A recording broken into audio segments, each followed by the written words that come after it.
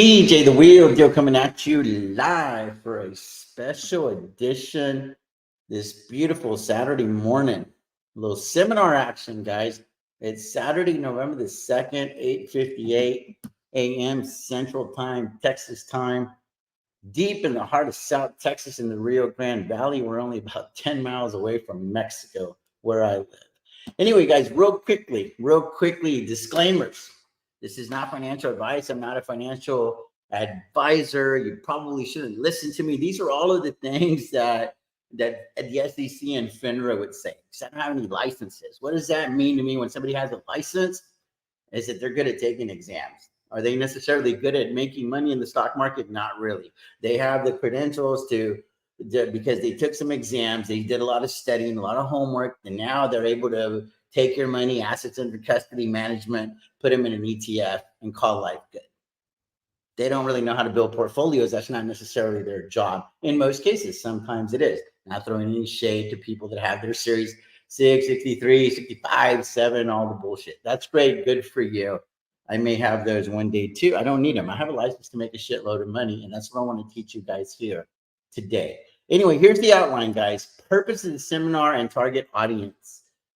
That's what we're going to talk about first. Then we're going to get into the presentation. Then I'm going to have a frequently asked questions segment. And then at the very end, we're going to put the link in the chat for a recap segment if anybody wants to chime in and also record their testimonials for the book. Please, please, please, guys, save your questions for the end so that the chat isn't cluttered with so many questions that I'm likely to cover along the way. Give me a chance. I'm probably going to get to it. And if I don't get to it, we're going to have a section at the very end that says, what did I miss? And we'll get to it then. Anyway, for those of y'all that may not know, my name is TJ. I'm the Wheel Deal. What do? I sell puts and I sell calls for a living. And I do it on the same handful of stocks over and over again so that I can manufacture the win.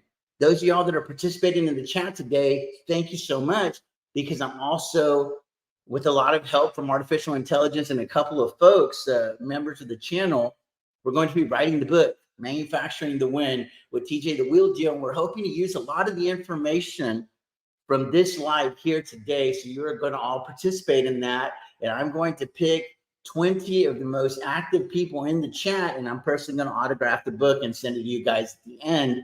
And we're also going to have a little segment at the end if you would like to give your testimonial. If you've been following the channel for a while, if you want to go on record and record a little 5, 10, 15-second testimonial that I could add on the book at the end, if I've done anything along the way that's maybe helped you become a better wheeler.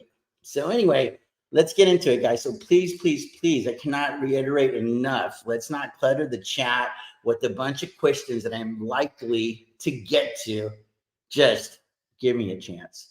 Just give me a chance.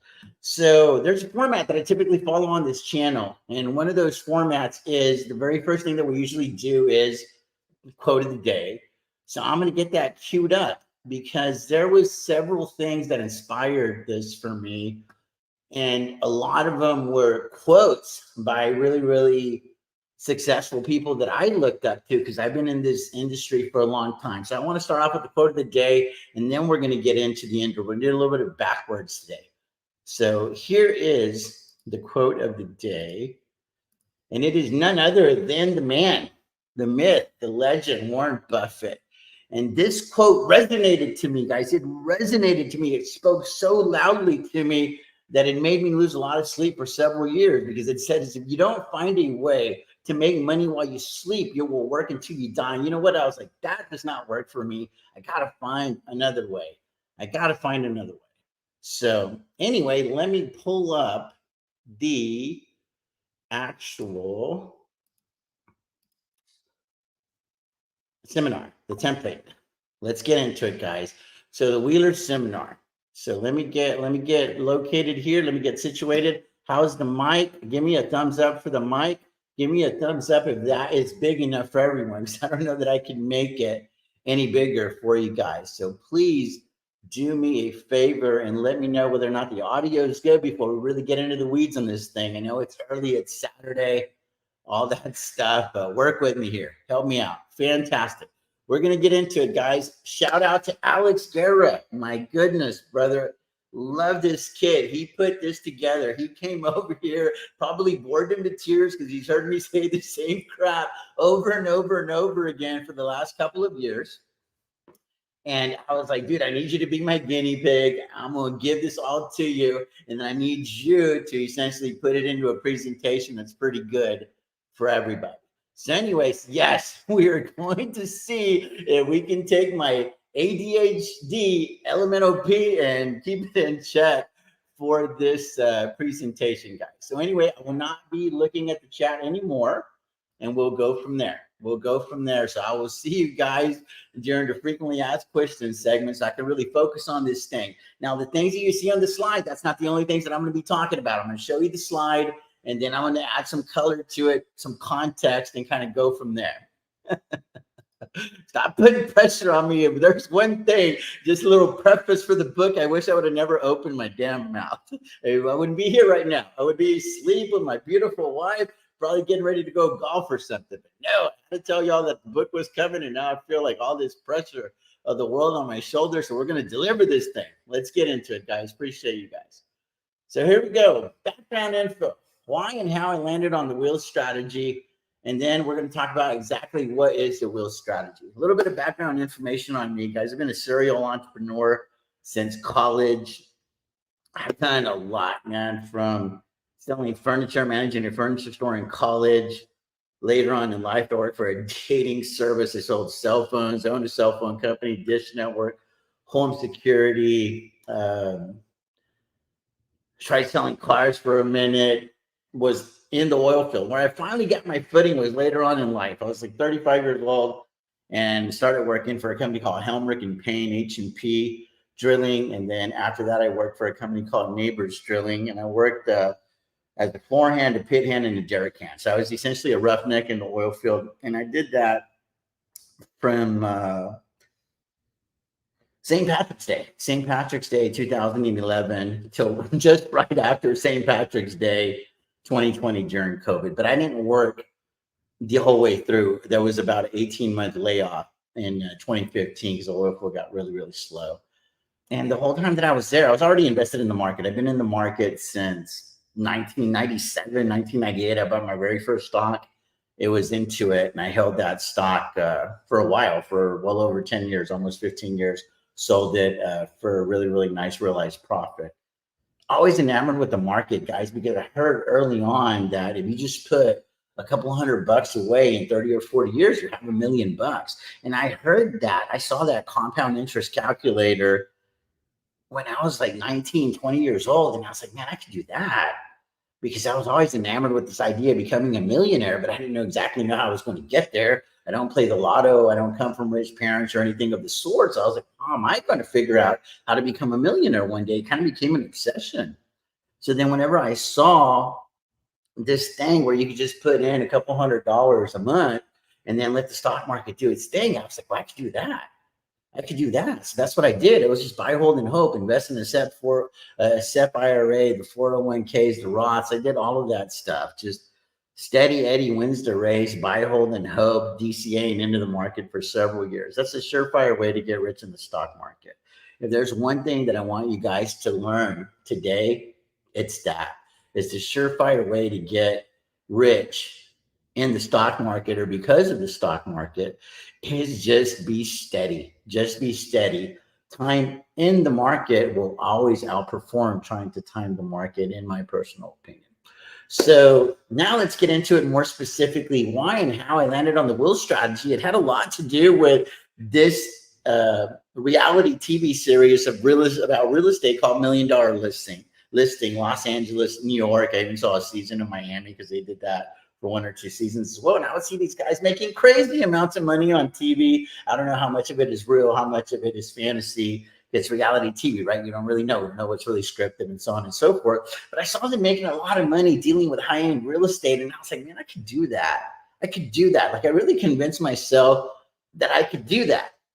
So I studied to become a real estate agent. Then it turned out that I really didn't have a passion for it because I was like, man, it's going to require a lot of capital. It's going to require a lot of knowledge. It's going to require a lot of credit. I didn't have good credit at the time. because I found myself early on in life. It was like around the year 99, 2000. I was 25, 26 years old. My son Jeremiah was just born. So it had to be in 2000 because he was born April the 11th of 2000. So it was shortly after that, I found myself in Dallas, Texas at a Robert Kiyosaki seminar, Rich Dad, Poor Dad. And that's why you see the cash flow quadrant right here. And this really made another imprint on my life. And he was like, you need to figure out how to go from the left side of the quadrant to the right side of the quadrant. Because on the left side, you're going to have your employees, you're going to have your self-employed. On the right side of the quadrant, you're going to have your business owners, and you're going to have your investors. The employees and the self-employed, they typically don't have a lot of time, and they typically don't have a lot of money. The people on the right side of the quadrant, they have already learned something very, very critical about life and about business. It's how to leverage money, time, and people. So business owners typically have a little bit more time on their hands because they have a team. They have a little bit more money on their hands because they own a business if they do it the right way. If not, if the business owns you, then you're not a business owner, you're self-employed. And when you're a business owner, you can legitimately own the business. The business doesn't own you. It doesn't control your time because you're running that business like a well-oiled machine. It's like a McDonald's. McDonald's can be run by like a 16-year-old, guys, because the system is so amazing. But then the sexiest quadrant of them all is going to be on the bottom right, and that's the I, that's the investor category. You want to try to figure out how to play in this quadrant because those are the people that control all of their time. They have most of the money, and they also know how to really, really leverage time and people. They know how to leverage money, time, and people. And I was like, shoot, that's the quadrant that I want to work towards. But I knew that I was probably going to have to play in the employee quadrant and the self-employed quadrant many, many years to figure out the foundation. Because it's like you're going to build a house, you're going to build this empire.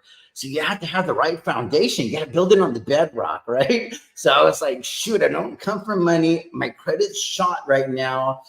Like, what am I going to do? How am I going to figure it out? I was like, I got to get my money right. And it turns out that SoFi has this slogan, get your money right. And I don't talk about this a lot on the channel, but that's one of the main reasons that SoFi became one of my favorite investments is because of that silly slogan, get your money right. I was like, I feel like it took me 20, 25 years to become an overnight success trying to get my money right. So now I play full time in the investor quadrant. I know how to leverage time and money. I don't need to leverage people because of the stock market. So that is the beautiful thing that I love about the stock market and why I chose that career path versus trying to pursue something in real estate whenever I was like so enamored with that show. I still watch that show. Josh Altman is my favorite character now on the $1 Million Listing Los Angeles. They no longer have the $1 Million Listing New York. I think they have Ryan Serhant has Owning Manhattan, and I still haven't watched that series yet. So that's how that happened. Now, how did I land on the wheel strategy?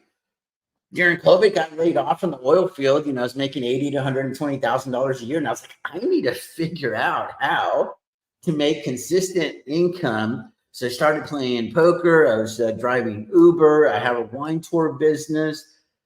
I was like, I just need to figure out how to make $80,000 to $120,000 a year. That way I don't have to be away from my family so much.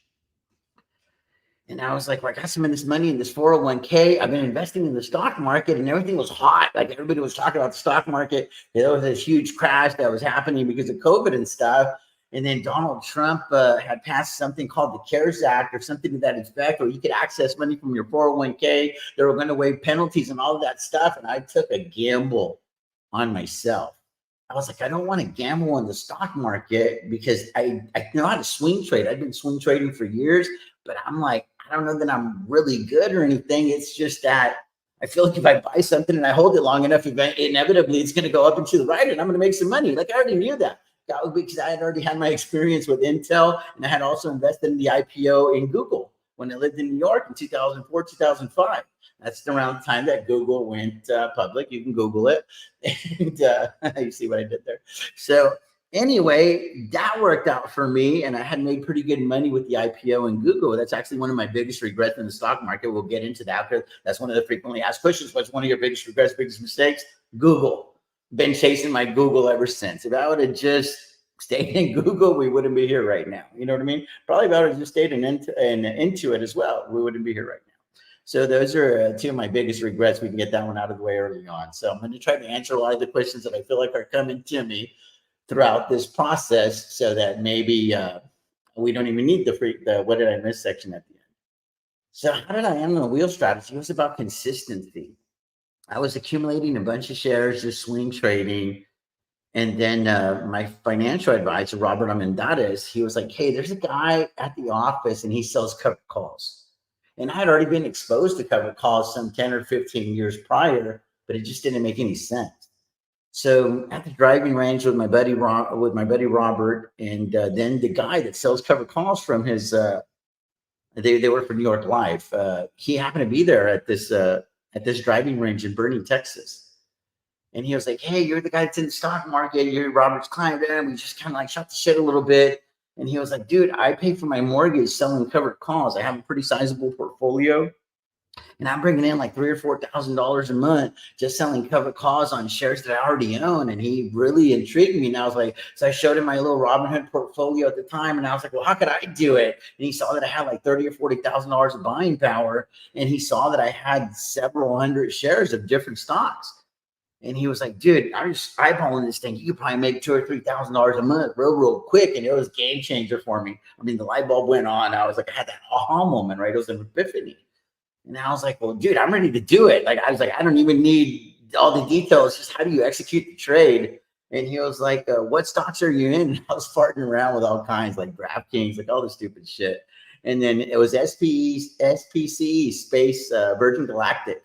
That's the stock that we landed on. He was playing it. He was like, dude, this thing, I don't know if it's going to make it, but right now it's good. This stock will probably be around for the next 3 to 5 to 10 years. They're trying to like take people on these crazy field trips to outer space, and it's going to be crazy.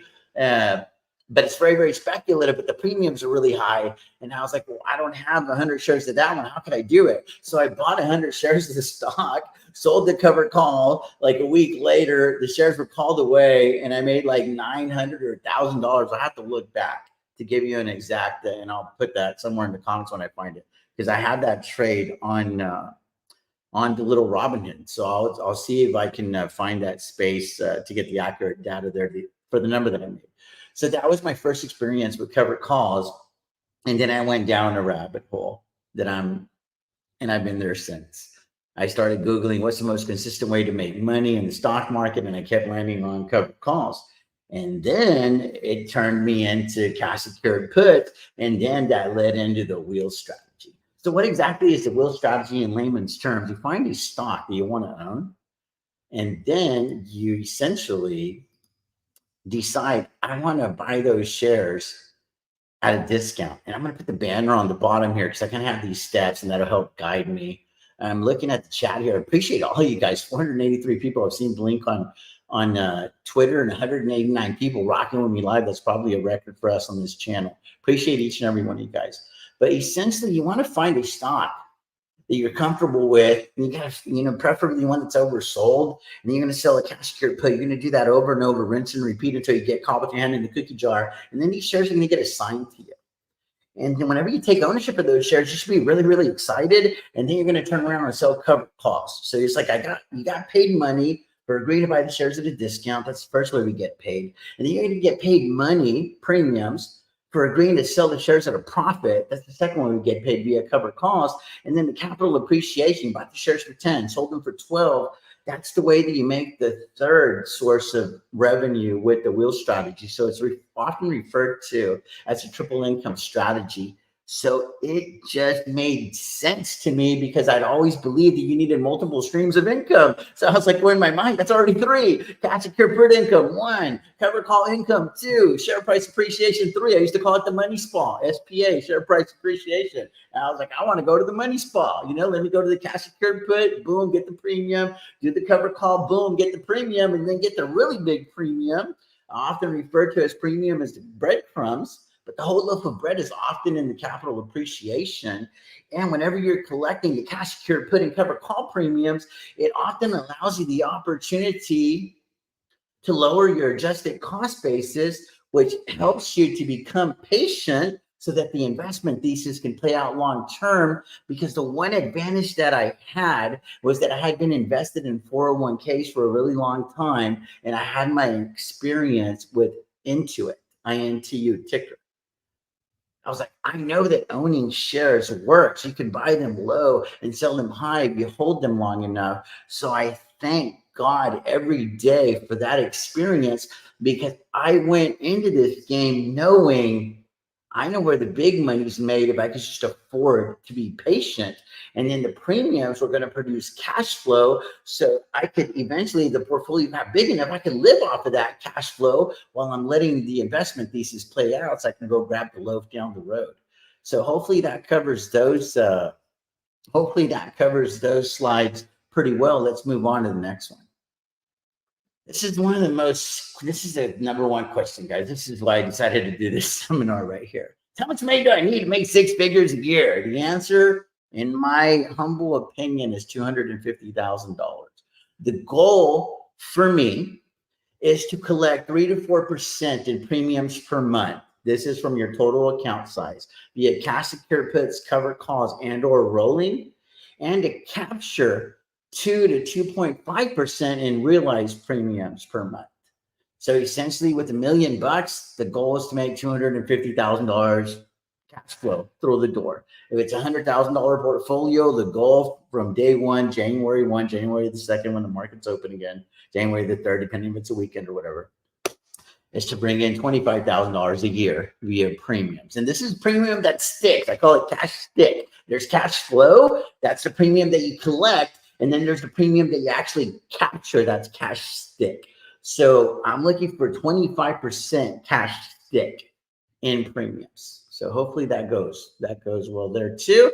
Moving on, guys. Table of contents, guys. This is what to expect today. So the way that I'm treating this is like we're going to the restaurant. The waiter comes, tells you the specials of the day, etc., and then they offer you drinks. They offer you some appetizers. So I think that 1, 2, 3, 4 mindset, key info, finding your 5, and building your portfolio. That's your appetizers, your drinks, and then in the fancy restaurant, the waiter kind of doing his little spiel because they want to sell you the stuff that makes the restaurant the most amount of money, because they usually have bonuses and commission structures and stuff like that. So that's what you're going to get here today, guys. The table of contents is mindset, your expectations, the key info. Then you got to find your 5, building your portfolio. And then now we're going to get into the main entree. That's going to be 5, 6, and 7. Everything cash secured puts, everything covered calls, rolling options, and then your desserts. Once you rub your belly, make a little room, go to the bathroom, whatever. We're going to talk about backstop trades, poor man covered calls, and we're also going to talk about some tax implications that isn't on that slide. So that is how it's going to rock and roll today. Expectations and mindset. Let's get into it. I'm going to take a little bit of a breather. I'm going to look at some of the comments, and we're going to go from there and just kind of see what kind of feedback we're getting. I appreciate each and every one of you guys for supporting me on this journey. And guys, I want you to know how serious I'm taking this thing. I'm acting as if I'm never going to be able to speak to you guys again. This is all you guys will ever have of me.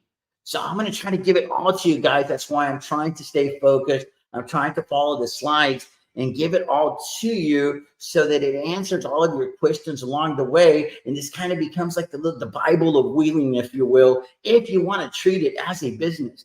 Keep in mind, think about the information that you're going to get here. This is someone who has a boutique hedge fund, who runs the family office, who has a pretty damn big portfolio of himself, of my own. And I do this for a living.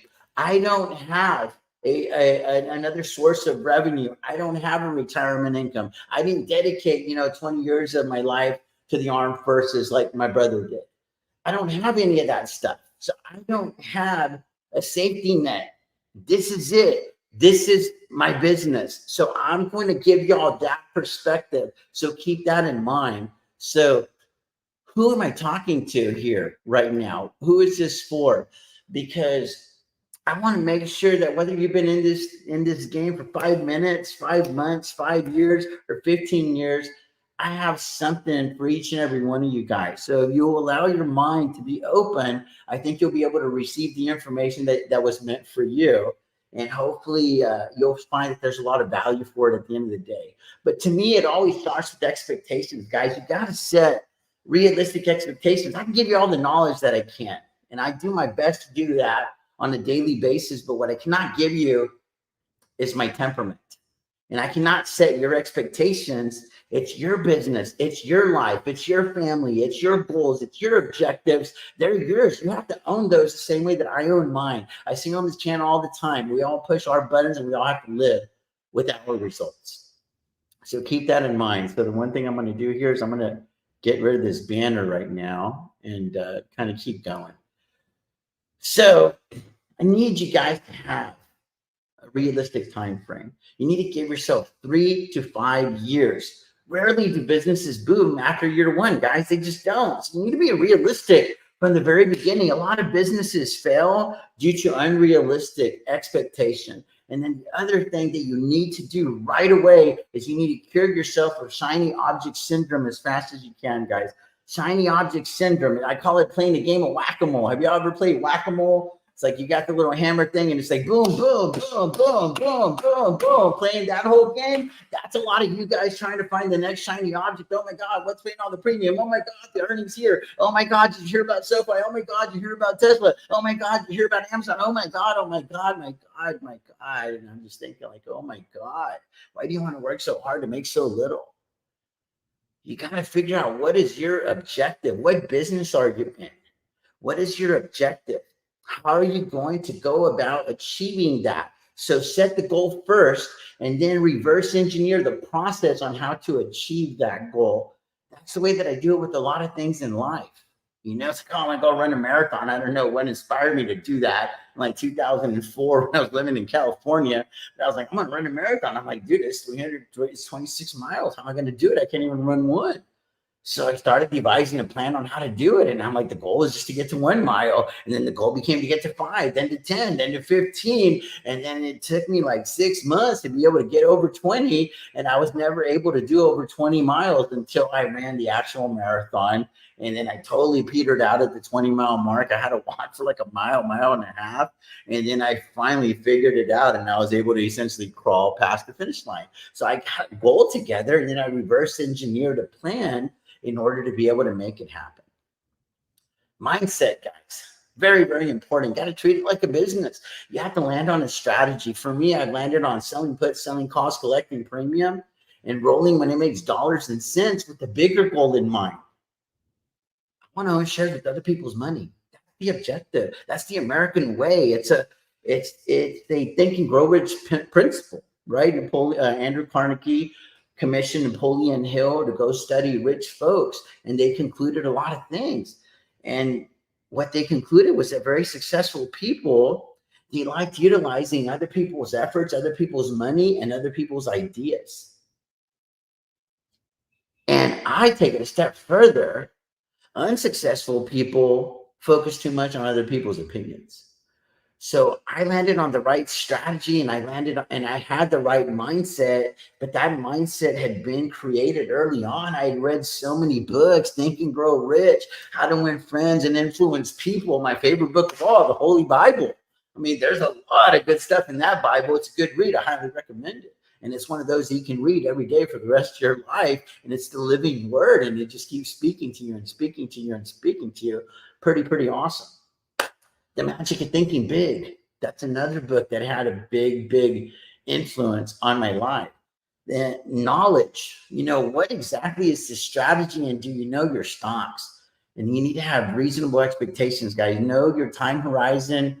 You got to know your income goal. And then this is a business. You need to set it up accordingly. And right now I'm talking to the people that want to do this as a business. Like any other business, you need to make sure that you're adequately capitalized. Trying to sell options on a shoestring budget, you're swimming uphill, guys. I don't recommend it. So now I'm talking to the people that don't have a lot of money right now.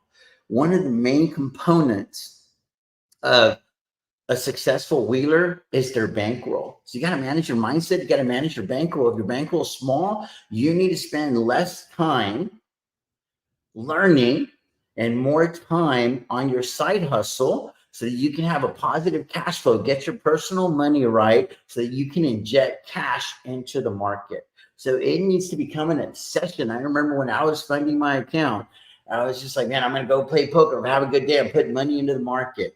I'm going to do a wine tour, put money into the market.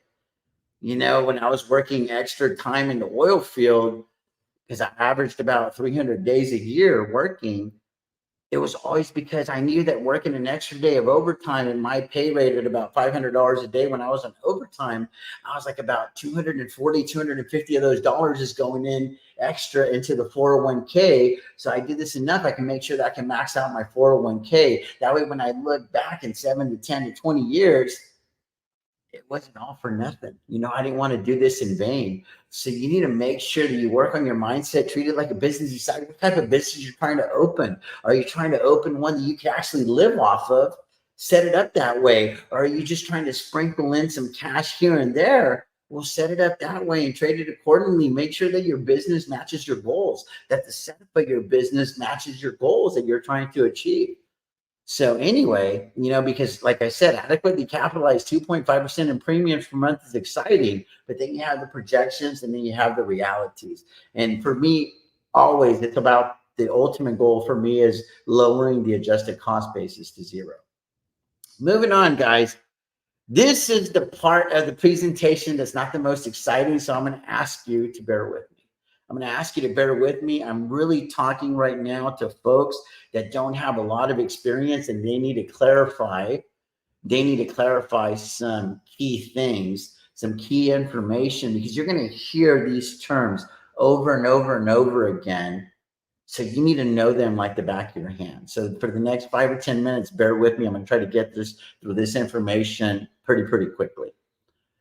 Key terms you're going to need to know. You're going to hear them over and over. Strike price, cash secured put, rolling, expiration date, cover call, expire, worthless. I'm going to gloss through these. If you're a member of the channel, this slideshow, as we add to it, it's going to be available to you. So you'll always keep getting the updated version because I'm going to use this slideshow to help me write the book.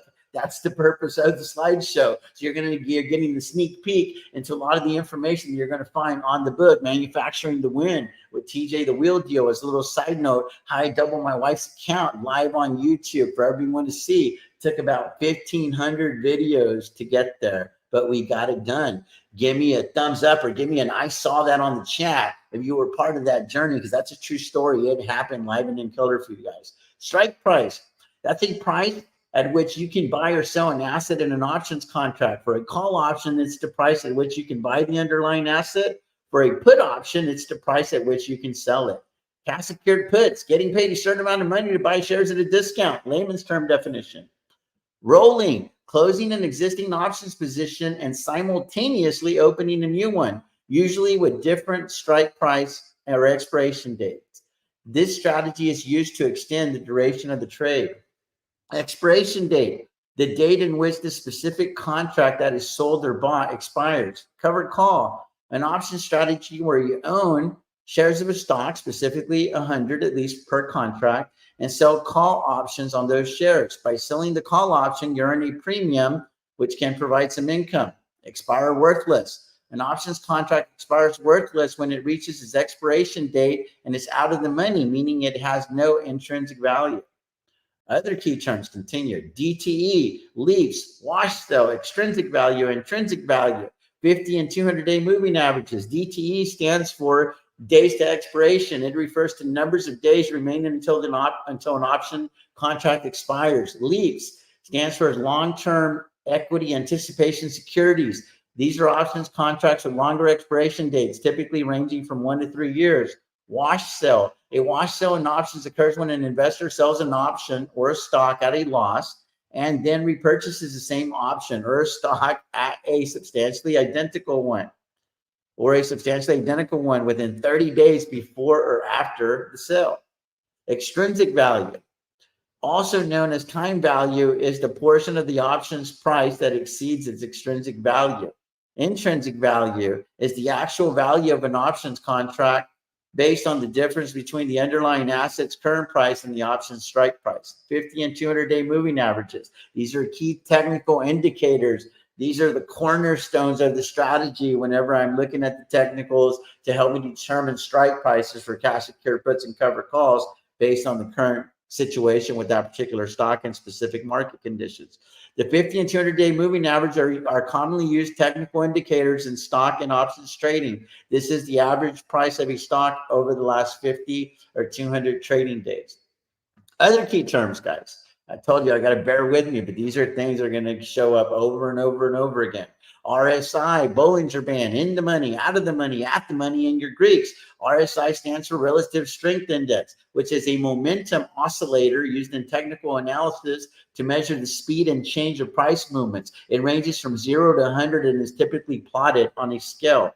Bollinger Band, this is probably my favorite. This is my go-to move right here, Bollinger Band. Bollinger Bands are a technical analysis tool used to measure market volatility and identify potential price levels. They consist of 3 lines, mid, upper, and lower. In the money, ITM, refers to an options contract that has intrinsic value. A call option is considered in the money when the current price of the underlying asset is above the strike price. Out of the money, OTM, refers to an options contract that has no intrinsic value. A call option is considered out of the money when the current price of the underlying asset is below the strike price. At the money, ATM, refers to an options contract where the current price of the underlying asset is equal to or very close to the strike price. Then your Greeks, there are a set of metrics used in options tradings to measure different types of risk and the sensitivity of an options price to various factors. Now let's just talk about the Greeks basics, guys. There's a lot more people that explain this a lot better than I do, but they are very, very important. Delta, gamma, theta, rho, high IV, low IV. Delta measures the sensitivity of an options price to a $1 change in the price of the underlying asset. It's also referred to as the percentage, the chances you would be assigned those shares, whether they get put on you or called away. So whether or not it's essentially the percentage that the contract is going to expire in the money. That is another way to look at delta, just kind of works out that way.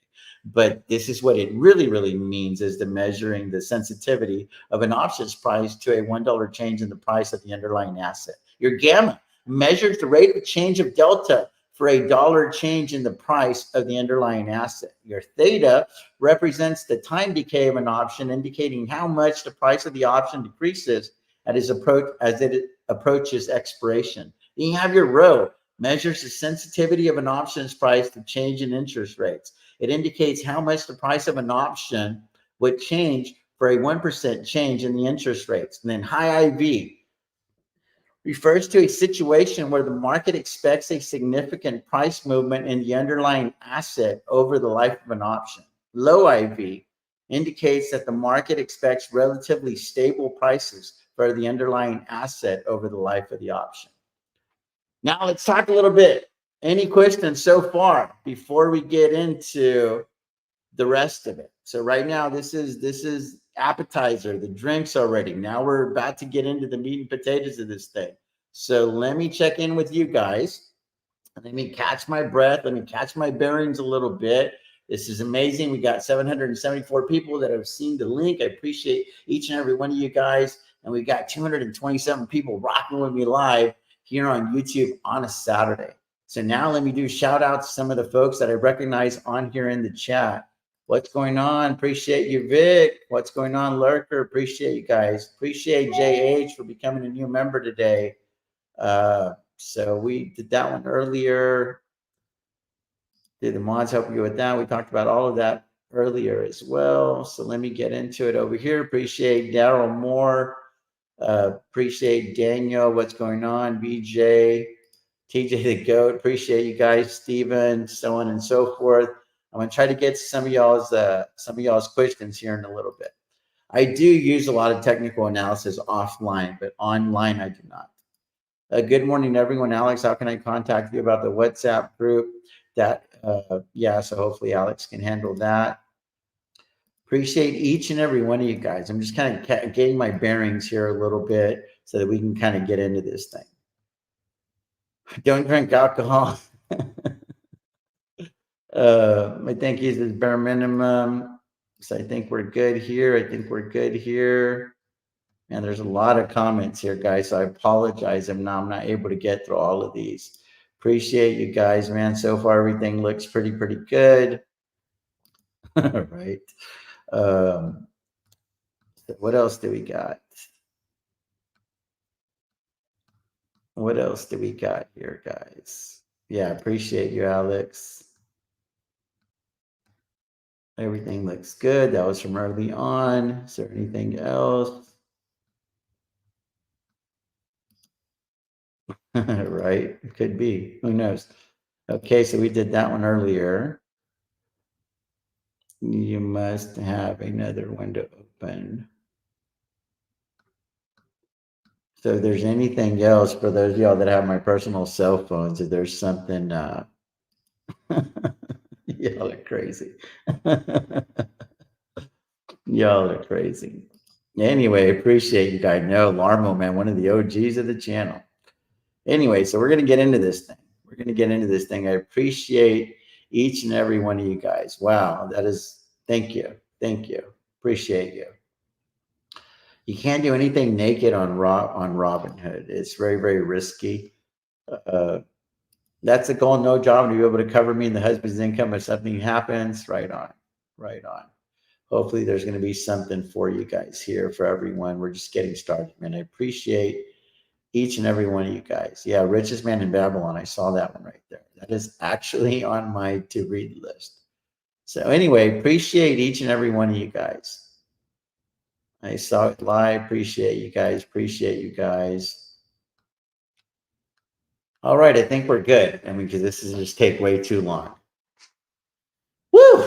How are we doing so far? Give me a thumbs up if you're getting a little bit of value. We're going to get into this thing. We are going to get into this thing whenever we get to the cash secured puts, we get to the cover calls, we get to rolling. I'm going to give you guys examples on how to do that based on what's the situation in the market, so on and so forth. Anyway, awesome. So let's get going, guys. So now another thing that I want to do here is there's other banners that I've created. So hopefully these are just other things because I feel like we didn't have slides for these. So I'm going to just, this is some stuff that's coming at you here in a little bit. So this is one that I want to cover right here. How to calculate extrinsic value. This is, again, getting a little bit, I'm not on a tangent. I'm just trying to add stuff because this is stuff that's going to have to be added to the slideshow that's not in there right now. It's how to calculate extrinsic value. It's when an option's in the money, take the options price and subtract it from your strike price. That's your intrinsic. What's left over is the extrinsic value. If an option is out of the money, it's all extrinsic value options price. And then here's another one that we're gonna do examples of it. So it's another one that I just want to throw at y'all right now, and we'll try to figure out where to add it onto the slides after the fact. It's how to calculate your ROI annualized for a cash secured put. If you have the wheel tracker does this for you, which is really awesome. But essentially, you take your premium divided by the collateral and multiply it by 100, turn it into a percentage. You take that coefficient, you divide it by the total days of the contract. Finally, you multiply that number by 365 to annualize your return. Now, how to calculate the ROI annualized for a covered call is you take your premium divided by the acquisition cost of your shares, multiplied by 100 to turn into a percentage. You take that coefficient divided by the total days of the contract. Finally, multiply that number by 365 to annualize your return. And then what exactly is extrinsic value? It's stated decay plus your implied volatility. So that is what's going on. And then as we go through these examples, when I get into cash secured puts, covered calls, etc., we're going to touch more on the Greeks and so on and so forth. And I'm just trying to lay the foundation for you guys, because if you're new, these are all things that need to become second nature before you just jump into, oh, I want to sell contracts. I got all this money. I inherited $1 million. Got 100 grand. I got 250K. I need to bring premiums to the door. No, slow down. Learn how to do your business. You know, you're not going to have a bunch of money. I'm going to go open up a McDonald's. No, McDonald's is going to send you to Hamburger University. You need to go to Wheeler's University right here. This one don't cost you any money. But if you sell contracts prematurely, just because you're itching to get in the game, that could cost you a lot of money. And that's a lot more tuition for you. I don't recommend that route. So is there anything else that we're going to cover here? that we're going to cover. Here's another one that we don't have a slide for. So it's my rule of 25%. This is another frequently asked question. When do you sell out of a stock completely? It's my tax rule for when to exit a stock completely. If I were to sell out of a stock and if it tanks 25% from current prices, would I buy back in? If the answer is yes, don't sell it all, because the only thing that you did was produce a taxable event just to get in around the price that essentially equates to the money that you gave Uncle Sam. It's kind of stupid. So if I exit a stock completely, I'm looking for a 30, 35, 40% discount before I get back in. If not, what am I doing? Just satisfying my taxes? Not going to do it. That's just a rule of 25% that I came up with on when to exit a stock completely. My rule of 500, we're going to touch on this one a little bit later. If you can't afford or unwilling to own at least 500 shares of a stock, you might not be fully prepared to manufacture the win. And we're going to talk on this one too, 25, 25, 50 strategy. I created this strategy to deploy capital during frothy market conditions. That is something that we're going to talk about moving forward. So just kind of giving you all a little preview of the stuff coming here in a bit.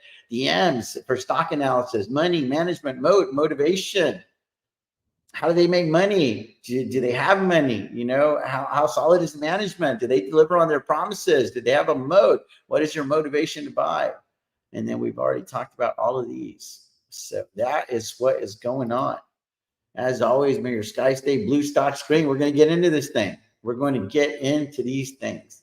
We're going to talk about that here in a little bit. We're going to talk about all of this stuff in a little bit. Anyway, let's get started. Let's get started with the rest of the presentation, guys. We're doing pretty good at 46 minutes. We're halfway there, baby. We're halfway there. And then I'm going to put the link in the chat. I'm really hoping 2 or 3 people will chime in that have been rocking with me for a while, and we can do a recap so that there's any other information that y'all think that might be missing on some of these slides. It's going to make the presentation, you know, because I want to do this probably every 3 to 6 months for you guys, if not more often, maybe even once a month. Super Saturday once a month, not sure. And with the massive portfolio review.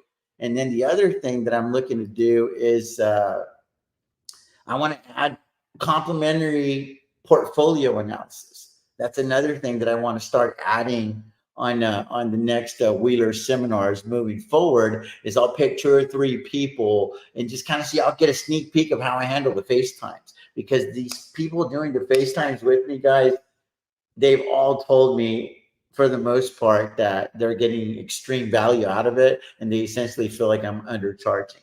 And that's the point. That's the point. One day we're all going to be chilling out on a yacht in Miami, and I want everybody in there to feel like I gave y'all a lot more for the peanuts that we charge, because that's what God called me to do. So there's not anybody else that's going to do that, because God didn't speak to them the way that he spoke to me to do this. I was called to do this. I'm just essentially doing what I was told. That's it. I'm just doing what I was told. That's it. So let's get into it, guys. Let's keep getting into it. Guys, you got to find your 5. In life, you got to find your 5. These are your ride or dies. In the stock market, it's no different. Hardest thing first, finding your 5. It took me about 50 tickers to find my 5. Opportunity cost creates the most FOMO, fear of missing out. Keep in mind, we don't control pricing in the stock market. We only control positioning. And then you got to stick with your 5 and keep your conviction strong. So how do you do that? You know, it's tough. How do you find your 5? Ask yourself things like, who runs the company? What am I interested in? Why? Because you got to be willing to study these companies. You got to go back. The very first thing I do when I decide to take a company on is I got to go back and listen to the last 4 earnings reports, because those earnings reports are going to tell numbers, and then they're going to tell a story of numbers they delivered and numbers that they're planning on delivering. So I got to go to the next earnings report. Let's just say it's Q1. So Q1 is going to tell you how they did for the whole year, or, you know, for the Q4, you know, for the previous year. They're going to give you a recap, and they're going to tell you how well they did in Q1, what they're expecting to do in Q2. So then I go to that Q2 earnings report, and it's going to tell me how well they did in Q1 and Q2, what they're expecting for Q3 and Q4. And I start seeing whether or not the numbers match the story, or where's the disconnect. Why is there a disconnect? Why isn't the market believing their story or believing their numbers? And I'm looking for situations like SoFi, where the numbers were really, really good. The story was getting really, really better. The fundamentals were getting really, really strong, but the stock price was still low. So essentially, I'm looking for broken stocks, not broken companies, because that presents a pretty good entry point in my estimation. So it takes a while to land on those situations. But the number one question that I ask, and it's not a slide here, so I'm going to give it to you guys. The number one question I ask myself before taking on any stock at any price is, can I manufacture the win right here? Can I manufacture the win right here? If I can't see a path to that goal, I'm not even going to look at it. I'm not even going to go through one earnings report. I'm not going to do any homework on it because I feel like I'm just too late to that party. I'm going to go find another party. Not every great investment is for everybody. You don't have to be part of everything. You just need to make sure that you're in a situation that makes sense for your business. This is where you need to stand behind the courage of your conviction. It's your portfolio. It's your business. It's your hamburger stand. It's your insurance agency. It's your real estate empire, virtual real estate empire, because these are all things that I think are parallels to this business. So you need to manage it accordingly. You need to tend to your garden, because in this business, you cannot borrow conviction. I've said it 1,000 times on this channel. You cannot borrow conviction. And then another thing that I look at when picking these stocks, this is a very, very important metric for me because it goes back to what's my overall objective. It's twofold. It's lowering my adjusted cost basis to zero, but it's also to beat the market. I need to make sure that with my strategy, selling puts, selling calls, collecting premium, rolling when it makes dollars and cents, that ultimately I'm beating Mr. Market. I'm beating the SPYs, I'm beating the Qs, I'm beating the IWMs, etc. Why? Because if I can't do that, why wouldn't I just invest in that and have a lot more free time to do other things with my life? So this is the thing that I'm going to do. If I'm going to be in this business and treat it as a business, dedicate my time, my effort, my energy, my money, my resources, my mental health, my physical health, my spiritual health, my emotional health, all of those things, pour my heart and soul into this business, it needs to be extremely profitable. So that's on me to get good at my job. That's on me to get good at running this business. You need to put the onus where it belongs. It belongs right here. It's not their fault. It's your fault. It's your fault. People are very, very quick to cast blame, to cast aspersions. Guys, you need to be able to look in the mirror and blame yourself. If you are underperforming, you got to figure out, what am I doing wrong? What am I doing wrong? Am I letting the prices of these stocks dictate to my emotions? And it causes me to be in a situation to where I don't follow through on the strategy. Other things that I look at, can the stock pay you 25 to 40% premiums annualized? If not, it's not going to work.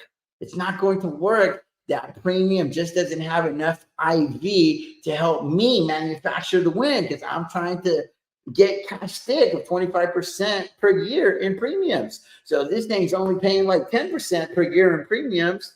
It just doesn't work for the portfolio. It just doesn't. And then one of the hardest things to land on is your range. It's one thing to land on a stock that you want to own. It's a whole different animal to land on the price that you're willing to pay. Warren Buffett, price is what you pay, value is what you get. That's what Benjamin Graham taught him, right? So you got to figure out, what's your range that I'm willing to pay. So I'm doing y'all a little bit of a solid here. Here's some examples. Stock. What's the buy? What's the steal? As of November the 2nd, 2024 at 9:51 a.m. Central Time, Texas. For me, Tesla's a buy at 200. It's a steal of a deal at 150. SoFi is a buy at 9. It's a steal of a deal at 7. Riot is a buy at 9. It's a steal of a deal at 7. Palantir is a buy at 30. It's a steal of a deal at 25. PayPal is a buy at 70. It's a steal of a deal at 60. Why did I just give you 5? Because that's my 5 before I added Amazon here recently. Amazon would easily knock out probably Riot from that five right there, because Riot would be the most unstable company. It's got high conviction, it's high reward, but it's also higher risk. So I definitely had to put Amazon there, and Riot would be the alternate outside looking in. So that's what's going on. Yeah, I met Jason Les and all those guys. No offense, guys, but I mean, we're talking Amazon here. So there's that. We're talking Tesla. We're talking PayPal, Palantir. People can make the arguments with SoFi, but I'm like, well, SoFi is for a 4-year gap profitability. So there's that. So nobody's going to get offended here. Anyway, so hopefully that helps you out. So I encourage you to make a table like that with like 20, 30, 40, 50 stocks and be like, okay, these are the stocks that I'm interested in. I'm willing to listen to the full year of earnings reports, do all my due diligence, study the financials, get to know the money, get to know the story, right? Because those are the two things of the company, right? You get the story, you got the numbers, and you got the story, right? So get to know the financials, get to know all of those metrics, how the business makes money, why they make money. If they don't make money, why aren't they making money? When are they projected to make money? And do they have any money on the balance sheet to stay in business? Like, learn all of those things about those stocks. So do that on 10, 20, 30, 40 stocks, however many it takes you. It took me 50. I'm slow. It sucks, right? It sucks not to be that smart. I wish I could have landed on these 5 early on, but it took me 50 or so to get to these 5. And then make a table like that. This is the stock. This is where I would like to buy it. And then if it got over here to the steel section, that's where I would like to really load the boat. And that's where you kind of want to be selling your cash secured puts, is right in these areas. So we're going to get into it. Study your M's, guys. The M's of the business, your moat, long-term competitive advantage, money, valuation, multiple sectors, financials, market sentiment. What is the attitude of market makers towards the stock? What are the analysts saying about the stock? What's the bull case? What's the bear case? All of that stuff. Management, how experienced are they, and what's their compensation plan? I don't think people study that enough. But one of the reasons that I made money with Tesla early on, I don't really talk about it on the channel because everybody else made money with Tesla too, is because I liked Elon Musk's compensation package. I was like, dude, this dude is financially incentivized to win if Tesla goes up and to the right. And that's one of the big reasons. This is one of my biggest bull cases from the time that I found out about it. Shout out to the guys on SoFi Weekly, is when I figured out that I was able to verify the information that the geeks were saying. And I say that it's a loving term because they're like hell smart. Noda was going to get paid. He stood to get paid a lot of money in June of 2026. And I was like, I like that. Charlie Munger, show me the incentive. It'll lead you to the result, right? I'll show you the result. So I was like, I like when I know whether or not I feel like we're on the same team, because if the CEO is just drawing a huge ass salary, regardless of what happens to the stock price, I feel like we're really not on the same team there. I feel like I'm kind of their ATM machine. I don't want to do that. So I want to make sure that the CEO is financially incentivized if the stock goes up and to the right. That's just something that I look at. It's not a metric you need to look at, but that's the way that I rock and roll with it. Building your portfolio. Now, build your portfolio, but how? You can be real OCD with it.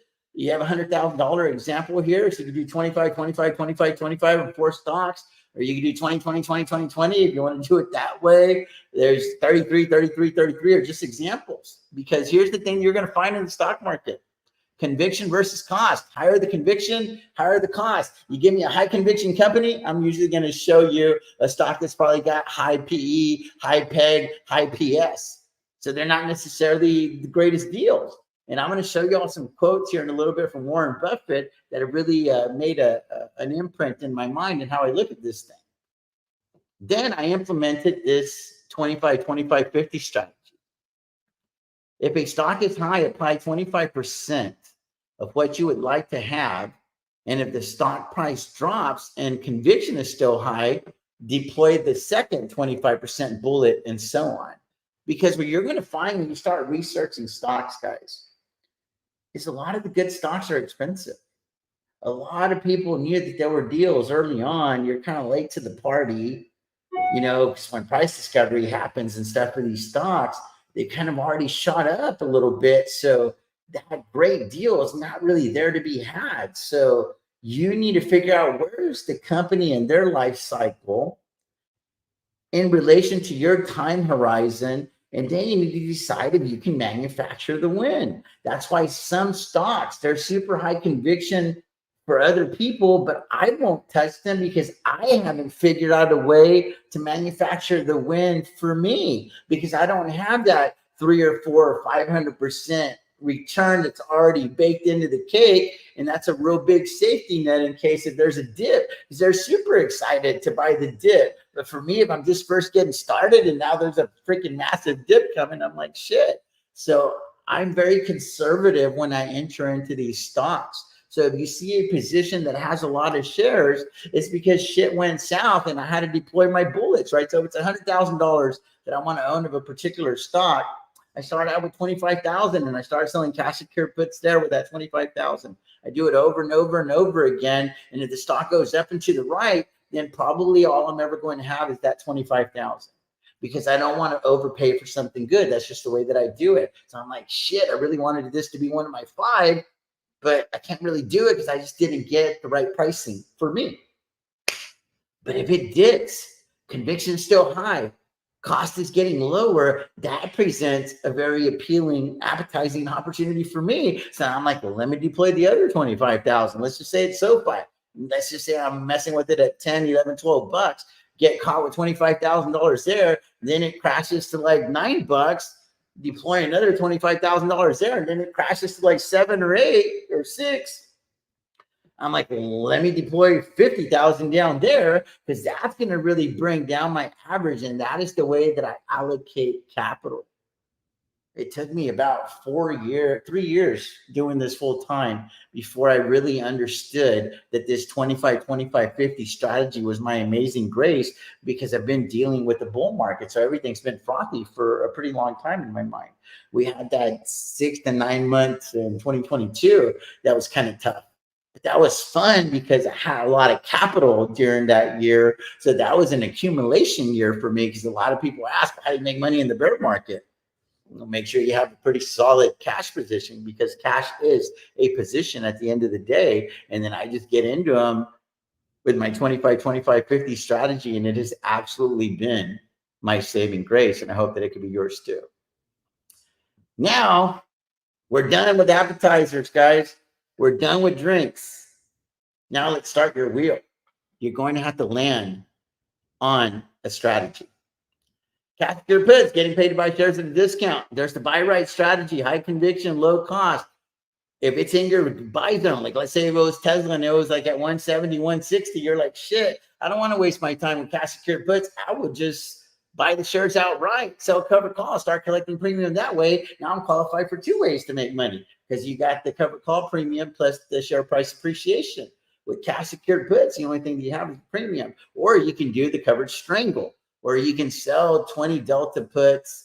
You do that a couple, 2 or 3 times, rinse and repeat. Eventually, maybe you get put those shares, or maybe you don't get put those shares, and you're like, well, I'm just going to buy shares outright, and I'm going to play both sides. So I'm going to own 100 shares, whether they got assigned via cash secure puts or I bought them outright. I'm selling covered calls against those shares. I'm simultaneously selling cash secure puts. So you're bringing premiums in twice. You're bringing money on. You're bringing premiums on the cash secure put. You're bringing premiums on the covered on the covered call, and you're also qualified for capital appreciation. So that is the triple income strategy in full force. You're running the entire wheel simultaneously, because you essentially got 2 or 3 wheels in the air, 2 or 3 balls in the air. So that is my strategy in a nutshell. Is you got to figure out where you're at with the stock. Where is it at? Where would you like to own it? Where would you really like to own it? And that's going to help you determine how you enter into this position, because it's one thing to land on a position. It's another thing to figure out how much you want to pay. And then it's another thing to figure out how you want to enter the position. You got to learn how to deploy capital. You are a money allocator. You're an allocator of money. So think about that. We are in the money business. You have to learn how to allocate capital. So anyway, hope that helps you guys out. Keeping it going, keeping it going, keeping it going. All things cash secure puts. Let me touch on you guys a little bit here. Make sure there's anything that I might be missing. Appreciate you guys. And we're going to go from there. Intel, man. I'm a sucker for Intel. Can I manufacture the win with this stock? Guys, that is the number one question that I ask myself. Alex, please make that a slide. That's got to be a slide. Before we get into this thing, I feel like there's a couple of things that I need to like touch on, reiterate. We're getting to the meat and potatoes. I think I can cover this section in about 30 minutes. So I think we're doing pretty good on time. Give me a thumbs up if I'm doing pretty good with my ADHD, LMNOP, because I got OCD and I got a bunch of shit that I'm working with here, okay? But I've been working out all week. My noodle's good. Drinking the collagen, drinking this body armor. I do have a little Dr. Pepper here because I'm addicted to sugar. We got punch and munch here. We got all kinds of crazy brain food going on. I ate a banana. We're ready to rock and roll, baby. Anyway, I hope y'all having fun. I'm enjoying doing this for you guys. And again, I'm trying to put my heart and soul into this thing so we have good information for the book. I'm practicing because I want to do these seminars in person one day. So I feel like God has blessed me with a pretty good personality. I can rock the audience. I can carry the audience. I feel like one day we're all going to be together. There's going to be 100, 150 of us in a seminar in a ballroom somewhere. I'm shooting at the Waldorf in Miami to do the inaugural Wheeler seminar live and in color in person.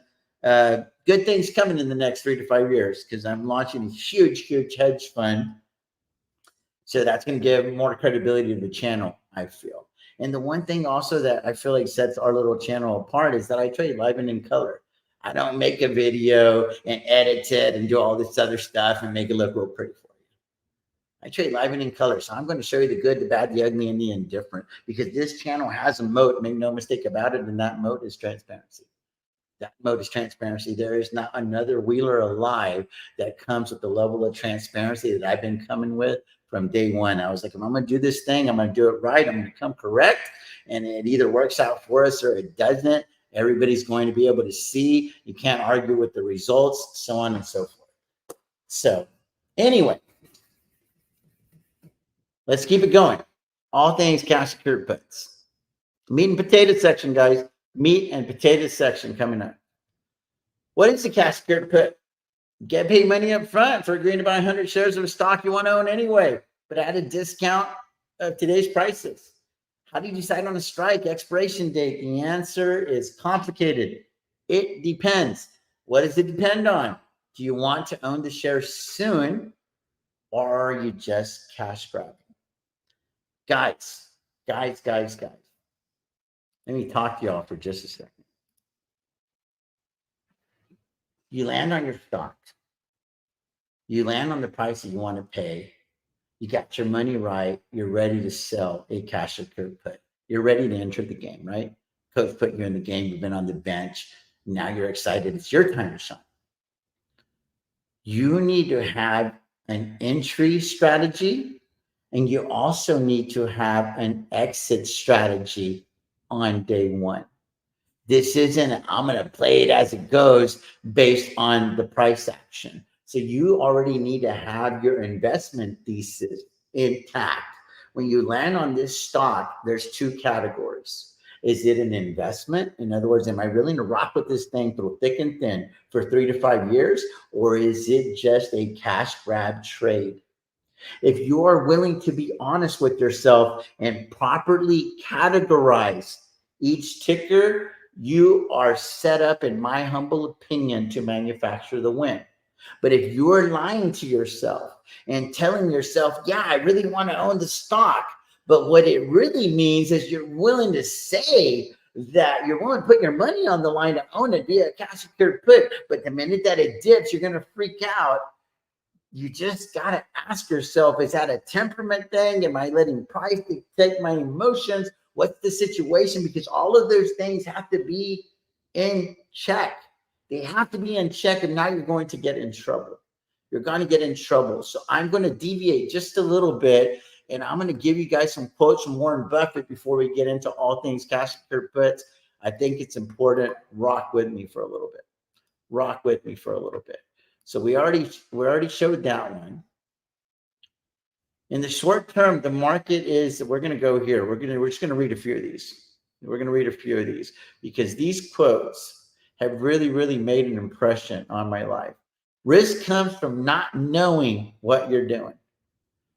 So just like you want to learn a lot about The stocks, you need to learn a lot about yourself, and you need to learn a lot about your strategy, because a lot of the mistakes that you're going to make in the stock market are nobody's fault but your own. Nobody's fault but your own. It has nothing to do with what the CEO did or didn't do. It's a lot like a poker hand. It's how you played the hand, because you didn't have to see it throw it to the river. You could have folded. You could have folded. So you got to learn how to play your poker hand, guys. You got to learn how to play your poker hand. It's far better to buy a wonderful company at a fair price than a fair company at a wonderful price.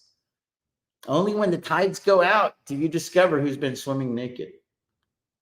Chains of habit are too light to be felt until they're too heavy to be broken.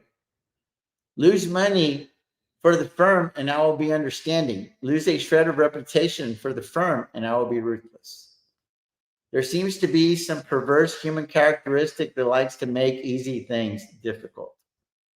Sell puts, sell calls, collect premium, roll when it makes dollars and cents, guys. Do it on a handful of stocks over and over and over again until you manufacture the win. It should become monotonous. It should become redundant. It should feel mundane. It should feel boring. Boring is good. Boring is good. Shout out to Bob, the boring investor. Boring is good. The most important thing to do if you find yourself in a hole is to stop digging. We're going to talk a little bit about that when we go into rolling options. It takes 20 years to build a reputation and 5 minutes to ruin it. If you think about that, you'll do things differently. I will tell you how to become rich. Close your doors. Be fearful when others are greedy. Be greedy when others are fearful. Diversification is a protection against ignorance. It makes very little sense for those who know what they are doing. There's a lot of people that look at my portfolio and they're like, oh, I can't believe he's in those portfolios. And I'm like, I can't believe you haven't learned how to make money and manufacture the win. Do you want a portfolio full of real pretty tickers? Or do you want a portfolio that makes you a shitload of money? Again, I've established that business. I want a portfolio that I don't care what y'all think about the tickers. Look at the ROI, baby. That's what it's about for me, because this business has to go up and to the right and it has to produce adequate cash flow. That is the business that I'm in. I've already defined my business. So I don't ever make those mistakes of defining somebody else's business with my terms, my rules, my goals, my objectives. They're mine, they're not theirs. So keep that in mind. That's why I go heavy, heavy, heavy on stocks that I have high conviction in, because if I'm convinced I'm good, I'm making money, what's it to you? You got to be comfortable in your own skin in this business, guys. Someone's sitting in the shade today because someone planted a tree a long time ago. These things take time, guys. It's not overnight. This is not a get-rich-quick scheme. Successful investing takes time, discipline, and patience. No matter how great the talent or effort, some things just take time. You can't produce a baby in 1 month by getting 9 women pregnant. Think about it. A lot of wisdom there. Opportunities come in frequently. When it rains gold, put out the bucket, not the thimble. Think about that, guys. Back up the truck. You don't need to be a rocket science. Investing is not a game where the guy with the 160 IQ beats the guy with the 130 IQ. You want to be right, you want to be rich. Think about that. This is where I got my own little quotes. I kind of just there were spin-offs of things that I read a long time ago. And we already talked about that one. I always knew I was going to be rich. I don't think I ever doubted it for a minute. There was a time that I doubted it, me personally. So that is definitely not 100% applied to me. In the world of business, the people who are most successful are those who are doing what they love. Truer words have never been spoken, guys. Whenever you love what you do, you feel like you're not working. My wife has to peel me out of this office. She's like, hey, look at me. I'm beautiful. Come spend time. I'm like, okay. All I got to do is look at her once. Way more attractive than the portfolio. So keep that in mind. Do not save what is left over after spending. Instead, spend what is left after saving and investing, I would add. I believe in giving my kids enough so they can do anything, but not so much that they can do nothing. That's a real good one, too. The most important investment you can make is in yourself. Give yourself a round of applause. You're rocking with me on a Saturday. You could be doing anything, anywhere, and you chose to be here because it's important to you. I appreciate you. It is heartfelt. You got to keep control of your time, and you can't unless you say no. You can't let people set your agenda in life. Forecasting may tell you a great deal about the forecaster. They tell you nothing about the future. The most important quality right here, this is one of my favorite ones, guys. This one here I took to heart, and I really, really, really tried to make it my own, incorporate it into my DNA somehow. The most important quality for an investor is temperament, not intellect. You need a temperament that neither derives great pleasure from being with the crowd or against the crowd. Beware of the investment activity that produces applause. The great moves are usually greeted by nods. We don't have to be smarter than the rest. We just have to be more disciplined than the rest. In the short term, the market is a popularity contest. It's a voting machine. In the long term, the market is a weighing machine. I don't look to jump over 7-foot bars. I look around for 1-foot bars that I can step over. And long ago, Ben Grant taught me that price is what you pay, value is what you get, whether we're talking about socks or stocks. I like buying quality merchandise when it's marked down. If you don't find a way to make money while you sleep, you will work until you die. Never depend on a single income. Make investments to create a second source. Guys, those, I read them all the time, and I highly recommend them for you guys. Highly, highly recommend them for you guys. Let's get back into it, guys. Appreciate each and every one of you guys. What is cash secured put? We already talked about it. Get paid up front for agreeing to buy 100 shares of the stock you want to own. Anyway, but at a discount at today's prices. How many of y'all don't like a discount? We're bargain shoppers here, baby. We're looking for a stock that's gone down a little bit. It's beat up for whatever reasons. It meets our criteria. It's going to be an investment. We're willing to rock with it for thick and thin for the next 3 to 5 years so that we can manufacture the win. And we think that it's got to double in that time horizon as well. Those are the basic criteria that we're looking for when landing on these stocks. And then you decide on the strike, the expiration date. It depends. How do you decide? It depends. And then we're going to go over here. This is the big thing right here. This is the big takeaway here is, do you want to own the shares soon, or are you just cash grabbing? Because that's going to determine your strike price more often than not. And here's the pros versus the cons. You're going to get paid to own the stock at a discount. You're always in a glorified cash position because you can just buy to close and boom, you're right back into cash. And you're also getting paid to study the stock. So oftentimes when my investment thesis isn't complete or hasn't even really started, cash secured puts for me, they're like feeler bets. Well, let me just put this cash secured put out there. Let me get paid a little bit of money up front and then see how motivated I get to study the stock. But I already know that it's just a cash grab at that point. Can it graduate into an investment? Depends on what I find. So I don't hesitate to make money off of something that I don't own completely if I'm just cash grabbing. Here's the cons though. Only money you can make is the premiums. And if the stock tanks, you're stuck at your strike unless you roll. That's why there's a lot of people that say only sell cash secured puts on stocks that you don't mind owning, because one day you might have to own them. So keep those things in mind. Let's get deeper into cash secured puts. Then I'm going to pull up my son's portfolio, because this book is kind of dedicated to him and my wife. So it only makes sense for me to put Jeremiah in there. And then we're going to put the quote Jeremiah 29:11 on the book as well on the back cover. So let's get deeper into cash secured puts. Mathematically, weeklies pay a little more. Hopefully this answers some of y'all's questions. I do weekly, monthly, what I do, right? That is something that I deal with all the time. Mathematically, weeklies pay a little more on an annualized basis, like an extra 1.5% per year. Why is that? Because it's more work. It's more work. You're having to deal with this stuff all the time. And the Greeks are more volatile on a weekly basis because those Greeks have to work to get the delta to 1, 0, or -1. So if you're a week out, my goodness, things are going to move. Every 5-10 cent move in the stock is going to be really moving the needle on your options price. Me personally, that being said, I typically sell 30 to 45 days out, but I'm managing these options 21 days to expiration. And then the goal is to capture 70 to 75% of the initial premiums collected.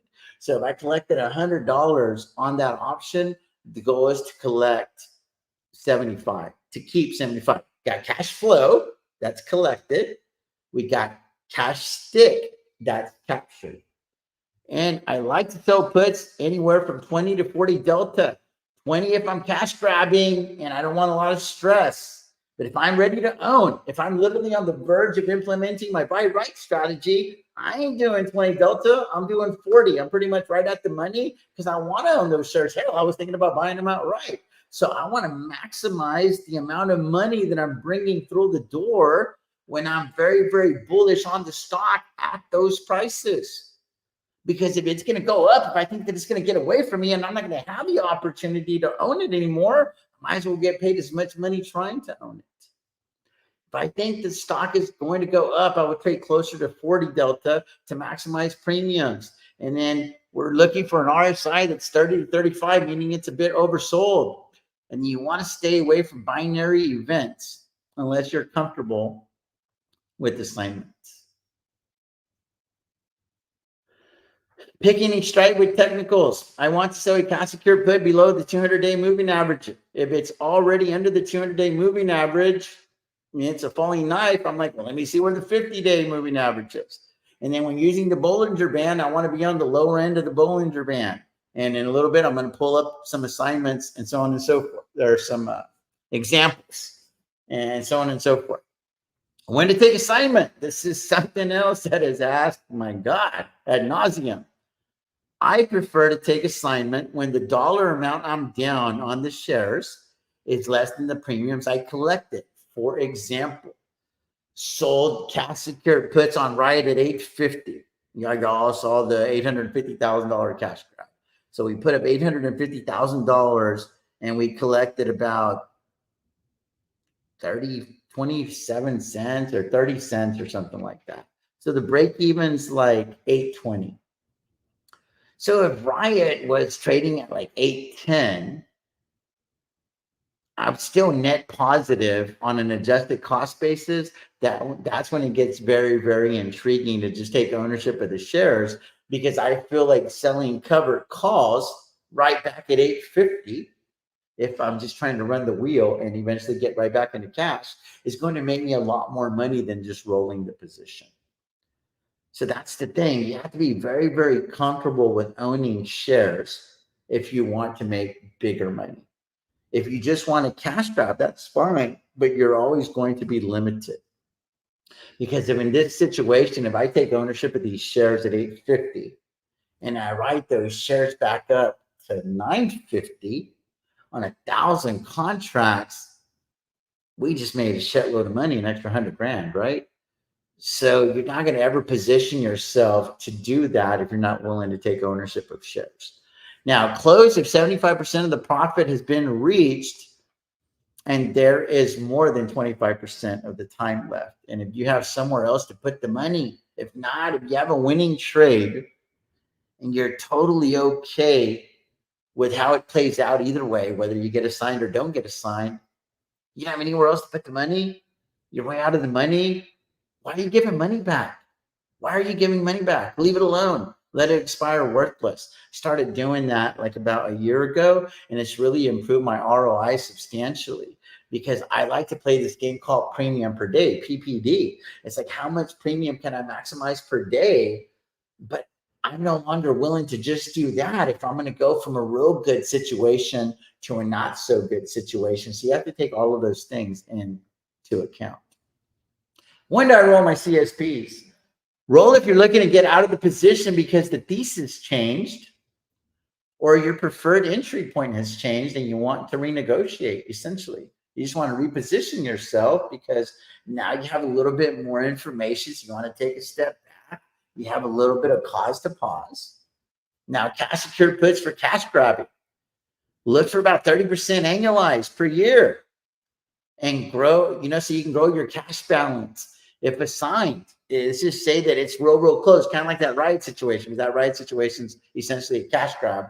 If Riot was in the sevens, and it would be like, man, I wouldn't have even done the cash grab because I would just bought the shares outright. Just sell cover calls immediately until they're called away. That way you can get right back into cash. What are the stock tanks? I hope y'all can see that I'm covering all the questions that you guys are going to ask me because I'm not looking at the chat right now, but I feel like this is all the shit that's in the chat. So I'm getting to it. Give me a chance. That way, when we get into cover calls, you don't inundate me with all these questions. Have a little faith that I'm going to cover this stuff. I've been doing this for about 2,500 videos now. And, I kind of know the questions that are coming on the front end. What if the stock tanks? This is where your 25, 25, 50 strategy really comes into play and the rule of 500. Be ready to deploy your second 25% bullet to lower your average and sell covered calls. Do this with puts priced about 10% lower than the crash stock price. So an example, you sell the cash secured put at 10 and you're only at the 25% of your allocation. It tanks to 8.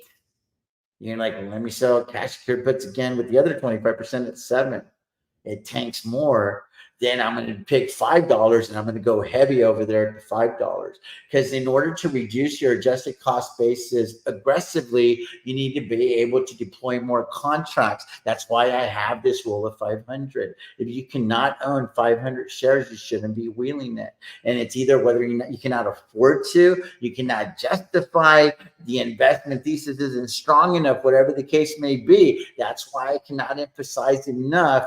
It is much easier to manufacture the win when the level of conviction is very, very high because you don't mind digging deep into your wallet because you're more excited about the opportunity at hand. You're like, holy cow, I didn't think SoFi was going to these levels.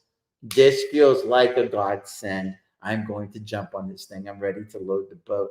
If you are not genuinely excited when you're facing down the barrel of excitement, you know everything that you need to know about that stock. Your conviction's not high. It's only high when you're not staring down the barrel of assignment. It's like a double barrel shotgun pointing at you, assignment, and you're not excited looking at that thing. You don't really want to own those shares. You probably shouldn't be in that stock. You probably shouldn't be in that stock. All things covered calls. So we're going to take a little break right here. And we're going to go do some examples on cash secured puts so that you guys can see the lower end of the Bollinger Band, the RSI, all that stuff. Go from there. Let me see if we're doing okay here. Give me a thumbs up if you guys are getting any value out of this thing. I know my energy is probably not as high. We've been at this thing for a little while. Now we're in 30. I was kind of hoping to be done right at this time. So I feel like I got about another 15, 20, 30 minutes max, and then we'll be done and I'll be able to put the link in the chat. So hopefully you guys are getting some value. Appreciate you guys. And very cool. Very cool. Appreciate you guys. Anyway, I hope you guys are getting some value. Appreciate each and every one of you guys, man. I really, really do. Appreciate you guys. So anyway, let me see if I can pull up Sun's portfolio real quickly. Here we go. So now let's do an example of a cash secured put on Riot. And then we're going to see just the real basic things that I look for. So first off, I have my little table, right? I had the table and I'm like, it's a buy at 9, it's a steal at 7. So I've already decided all these things based on doing my homework. Based on doing my homework, looking at the year to date, it's gotten kicked, it's gotten its butt kicked. So it presents a pretty good entry point. If I look at the whole year, a little bit down, but not too much. There's a little double, triple top here and then kind of crashed, right? And for the 5-year, it went like real crazy when everybody was experts. And then it's been working its way back down. And then you look at these levels right here, since August 2022, it's pretty much been consolidating. So we can essentially just draw a little shaded area there if we were like on TradingView or whatever. And we know that this thing's pretty much been consolidating for a couple of years now. So what are technical indicators that I look at? I throw a 200-day on there.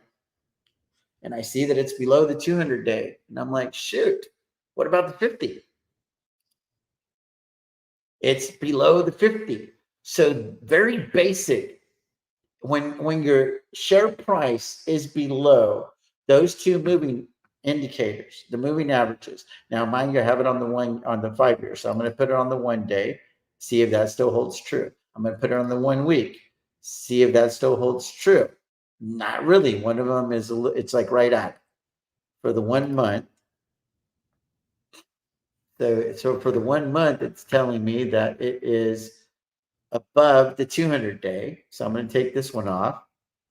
So that is really, really good because it's telling me right here that that would be an okay place to potentially sell some cash secured puts. Let me, when in doubt, zoom out. So let's look at the 3 months. It's below it. It's free falling on the 3 month. Year to date, free falling on the 3 month. So the only place where it's really above it is on the 1 month chart. And then you can also go to Yahoo Finance and it'll tell you what the moving average is on Yahoo Finance. So that is a go-to move for me. So the other thing that I look at is, I'm going to take this off here. We don't need the MACD. The other thing that I like to look at is the RSI. And I'm like, where's the RSI? So eyeballing it here on the 1 month, it looks like it's around that 40 range or so. So it's not really oversold. It's kind of like, it's just like right there. It's kind of neutral on the 1 month. I'm like, well, how is it on the 1 week? It's kind of neutral. I look at it on the 1 day, kind of neutral. On the 3 months, it looks very, very neutral. Year to date, very, very neutral. For the last year, very, very neutral. So then I always like to just stay here on the 1 month. Again, this is me. You can do this however the heck you want. And then the other thing that I look at is like, well, if I'm going to sell a cash secured put, I want to be on the lower end of the Bollinger Band. My go-to move is the 1 month, and I have this set to 2 standard deviations. So I put that on there, and I'm like, how is it? So here's the upper end, because 3 lines, right? Upper, middle, lower. So these area here is going to look like real strong support. So just eyeballing this thing, it already tells me that I'm pretty comfortable selling a cash secured put at $8.50. So now I'm going to put the calculator over here as well, because we're going to go through all of the stock math and so on and so forth. We're going to do all the thing right now. We're going to do it all right now. So anyway, so now the next thing that I look at is, I'm like, well, let's look at the options chain, because the other thing that I want to look at whenever I'm selling a cash secured put, so this is just doing an example of a cash secured put, how to execute it, etc., how to do the stock market math, like how much money am I getting? Is it worth my while, etc. So you have to assume that you've already done all your homework, you landed on this particular stock. And I've already done that. Obviously, y'all seen the portfolio. So then I go to trade options if you're on Robinhood, and you're going to go to sell put. I like to do 30 to 45 days out, but whenever I'm trying to calculate math, I'm trying to do it here in that 30-day range. So we're going to use December the 6th, and we're going to go at 850. And I'm looking for quite a bit of open interest in volume. If you want the highest amount of open interest in volume, you typically have to go to the 3rd week of the month. So in this case, it would be November the 22nd, or it would be November the 27th. That's usually when you're going to have the most amount of people there. You're already going to see there that it's about triple. You have 416 open interest, a little bit of volume. The implied volatility is pretty high. So this thing is definitely mercurial. It's very volatile. And then now let's just look at the 27-day. And again, we're going to stay at that 850. You can see that I already have some over here at $9 because I'm a lot more aggressive. Why? Because I had already said I'm at around 40 delta when I'm legit wanting to own the shares. So I'm showing y'all that this is true. So now, but let's just be a little more conservative, and you'll see like, okay, well, it looks like I'm not going to have any problems getting these contracts executed. That's where your open interest and volume comes into play. And now just real quick recaps. So you got the delta, that's 29. So for every dollar in movement up or down of the underlying, your options price is going to move by that amount of delta. That's what that means. The gamma is for every dollar up and down movement, the delta moves by that much, but then on the next series, it's going to reset and move by, because you're going to add the gamma to the delta. So it's kind of like you have your car, that's the delta, and then the gamma kind of acts like the accelerator. And then you have the theta. The theta is just for every passing day, how much money you're collecting. That's your mailbox money for selling options, pretty awesome. And then the vega is tied to the implied volatility. The rho is tied to the interest rates. So that's what's going on. So then now the last thing that I do is I need to calculate whether or not it's worth it. So I've got to look at the math. So I'm getting $51 for $850 in collateral. And I'm tying the money up for 27 days. Those are the knowns. So now you go to the trusty rusty calculator and you just do a little bit of math. So you go over to the calculator and you're like, that you're getting $51 divided by 850 in collateral. You're going to multiply that times 100 to turn it into a percentage. Then you're going to take that coefficient divided by the days of the trade, which was 27. You're going to multiply that by 365 days in a year. So you get an annualized return of something ridiculous at 81%. So you're getting 81% cash on cash return just for agreeing to buy shares of a stock that you want to own anyway at pretty favorable prices. So you're getting a hefty return. You're getting a pretty good entry point if you're me and you're bullish on this stock at these levels. Right? And I just said a mouthful there for you guys. It's one thing to be bullish on a stock. It's another thing to be bullish at those levels because we're trying to establish an entry point for you, right? If you're just new to this game and you're trying to and you're trying to get into this business. So somebody's asking if I can redo this calculation. So let's do it again. So the first thing that we're going to do is we're going to go back to the actual option. So you guys can see where I'm pulling these numbers, okay? So now we're looking at what are the knowns. The knowns is the collateral, 850 multiplied times 100. Everything's a derivative of 100 when you're dealing with options. Here we're teaching a little bit more, so I'm trying to slow down. I'm trying to articulate accordingly because I'm speaking more to the newer person that's trying to understand stock market math. So bear with me if you're bored to tears right now because you're a very experienced wheeler. We have to appeal to everybody here. So we've got $51 is the money that's coming in. That's the premium that we're getting paid for essentially putting our money in escrow. We're getting paid up front for agreeing to buy shares at a discount. That's the game that we're in, right? So we're going to enter 51 divided by 850. We're going to multiply that times 100 to turn this into a percentage. Then we're going to take that coefficient divided by the days of the trade, which is 27 days. I'm getting that number from here. And then we're going to multiply that times 365 days in a year. And that's going to give us our percentage of about 81%. So I just verbalized it, and now we're going to do it again. And now we're going to do it again. So we're going to clear it out. So we know that it was $51 divided by $850 in collateral. Take that, divide times it by 100 to turn it into a percentage. And then we're going to take that number and divide it by the days of the trade, which is 27. Then we're going to multiply that number times 365 days in a year, and that's going to give you the 81.11% annualized. Where in the heck can you park? Where in the heck can you park $850 for 27 days and get paid $51 up front? It's absurd. It's absolutely absurd, guys. It's like you're essentially manufacturing a dividend. I call them dividends on steroids. I take a stock that doesn't pay a dividend and I manufacture a dividend. And that is the reason that I absolutely love doing it. So why do I annualize it? Is because I need to make sure that I'm hitting my metric. My metric is to get 30 to 40% per year every time I sell an option, with the understanding that I need to capture. My cash flow is 30 to 40% annualized, but my cash stick, the premiums captured, is 25% at the end of the day, because that's the metric, that's the goal that I'm trying to achieve. That is my objective with the business. I got $1 million portfolio. It needs to bring in $250,000, rain or shine. Got a $100,000 portfolio. I need to bring in $25,000, rain or shine. Got a $10 million portfolio. Next year, I'm trying to bring in $2.5 million, rain or shine, via cash puts, cover calls, and or rolling via premiums, because that is something that you can control. I worry about the controllables. That's a controllable. I can't control price action in the stock market, but I can certainly control my positioning in the stock market and how I play the game. So hopefully that helps you guys out. I think we're pretty good on cash secured puts.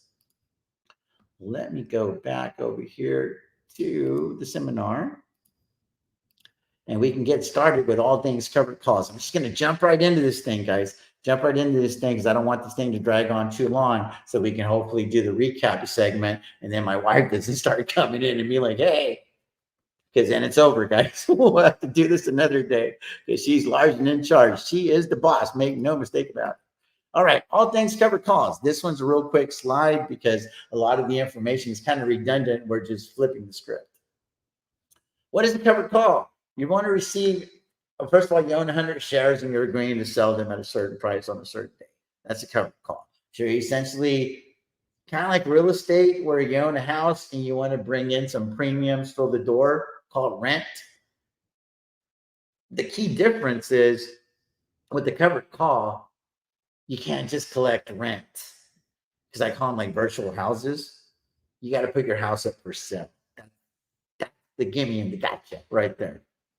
You got to make sure that you're receiving adequate compensation for putting your shares up for sale while being able to qualify for some capital appreciation.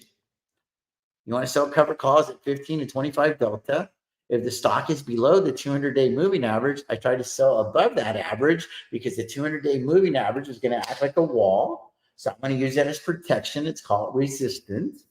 And you want to be above that so that theoretically the expiration can happen. You're in the clear. You received and kept all of the premiums up front, and you still have your very prized possession called your shares. You can live to fight another day, collect more premiums. You're still qualified for all the capital appreciation.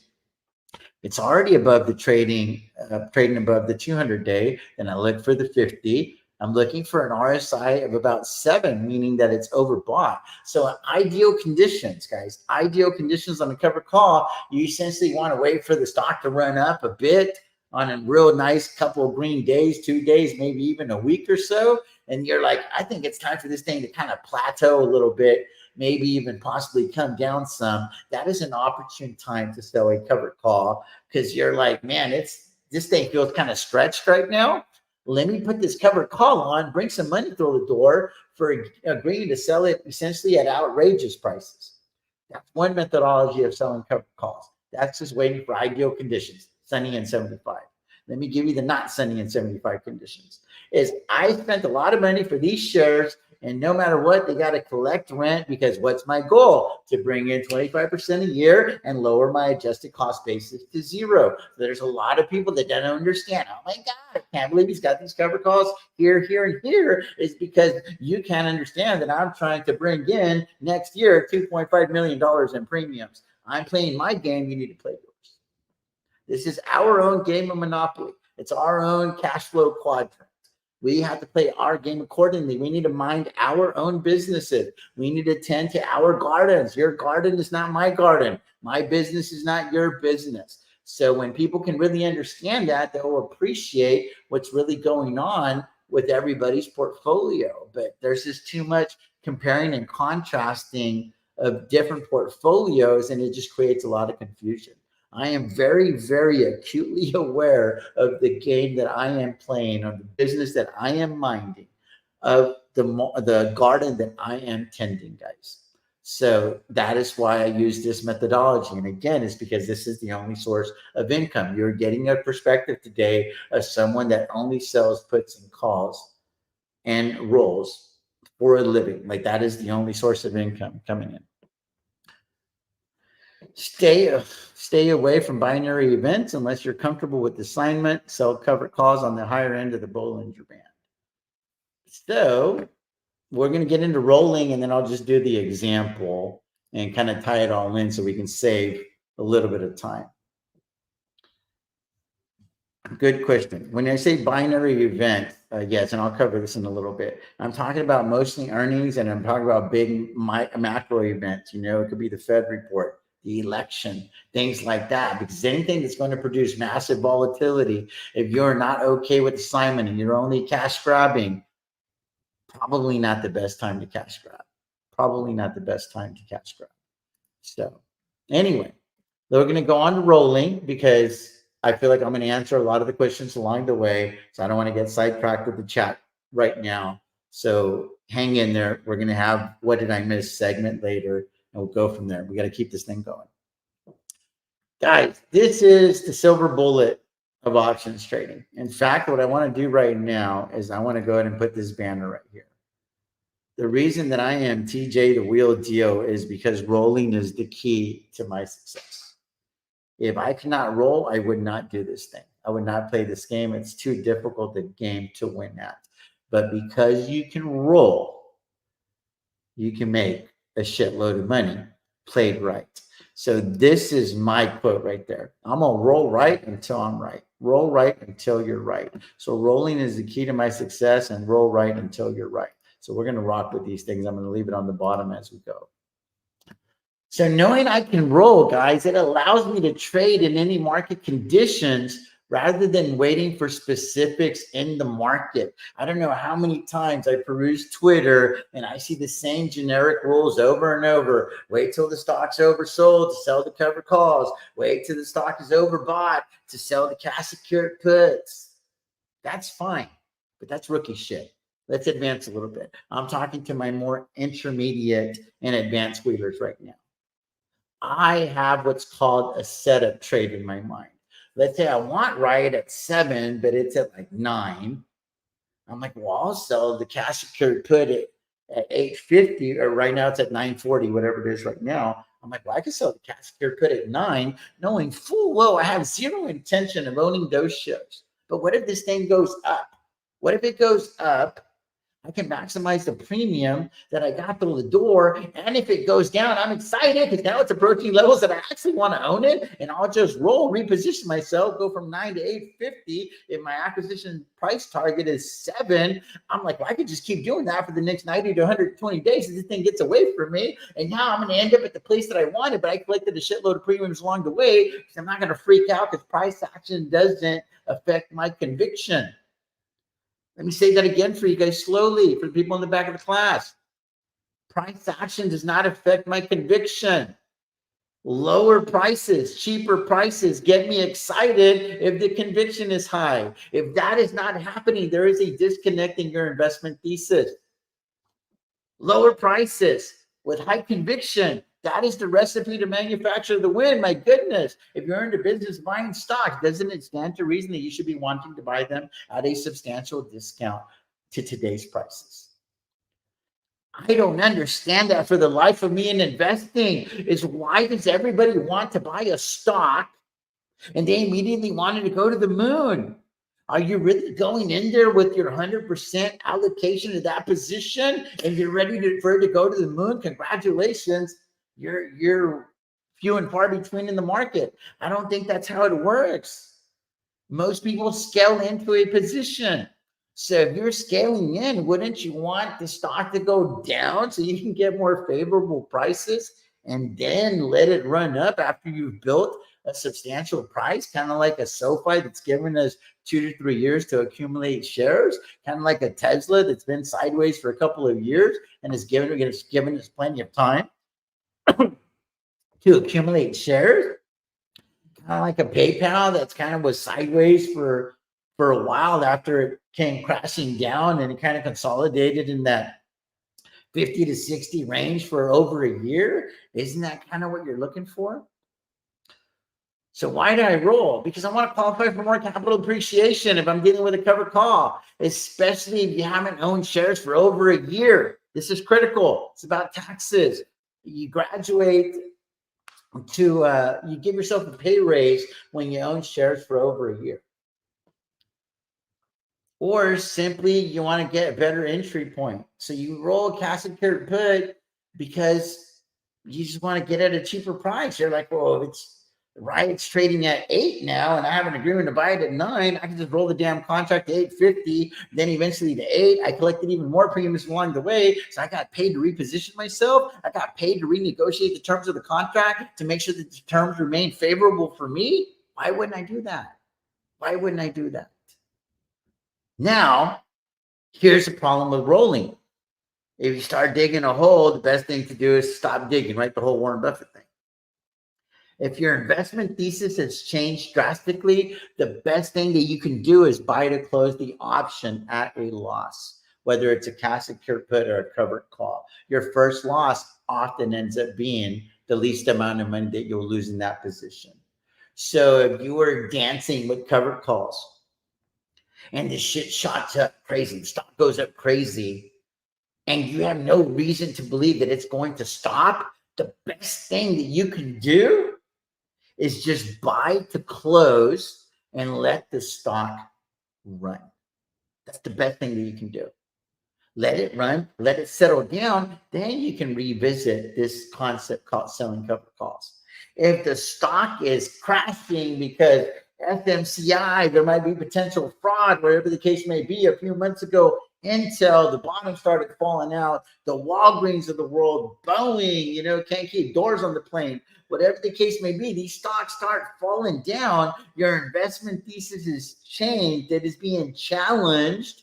Your conviction is not that high. You're not quite ready to take ownership of the shares. Then roll. Roll while you gather more data. Roll while you gather more facts. If there's more information to be had so you can make a better informed decision, it probably behooves you to do that, guys. It behooves you to do that, in my estimation. Now, when's the ideal time to roll? Y'all thought I was going to leave this one out, huh? Gotta have a little faith in TJ the Wheel Deal. Been doing this for a hot minute. I say this a lot. This one's for the book. The portfolio value is not an accident. I kind of know what I'm doing. I'm just, kind of nonchalant about it at times. But I do a lot of studying offline, guys. A lot of studying. I am a student of the game, and I have several mentors that do this at a much higher level than I aspire to. I aspire to get to these levels. So I have a lot of really, really knowledgeable people in my ear at all times. Ideal time to sell to roll a cash secured or cover call is plain and simple. It is when your break even has been breached.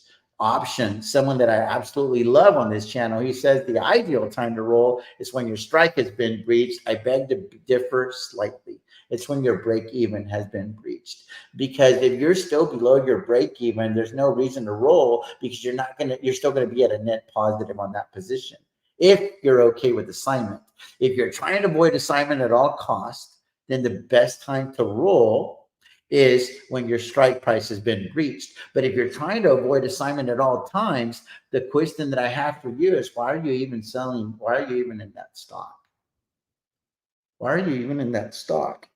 If you are treating it like you might come down with the STD, the stock transmitted disease, that is a tough game to play. Don't play that game. Don't play that game. Now, this is the dessert portion of the segment. So now I'm going to go back to the portfolio, and we're going to do covered calls real quickly, and we'll do it on right. So you own 100 shares of a stock, and you're like, man, I got to bring some money through the door because I tied up all of this money, and now it's like, I don't know what to do. I need to produce cash flow. You're like, cool, well, you can get paid for agreeing to sell these shares at a profit. So we look at my son's portfolio here. He's got the cool 3,000 shares at $7. So he's doing okay, up 34%. But here's the issue that a lot of people run into. I want to bring some premium through the door, but I don't want to lose my shares. Heard it 1,000 times. I got you. I got you.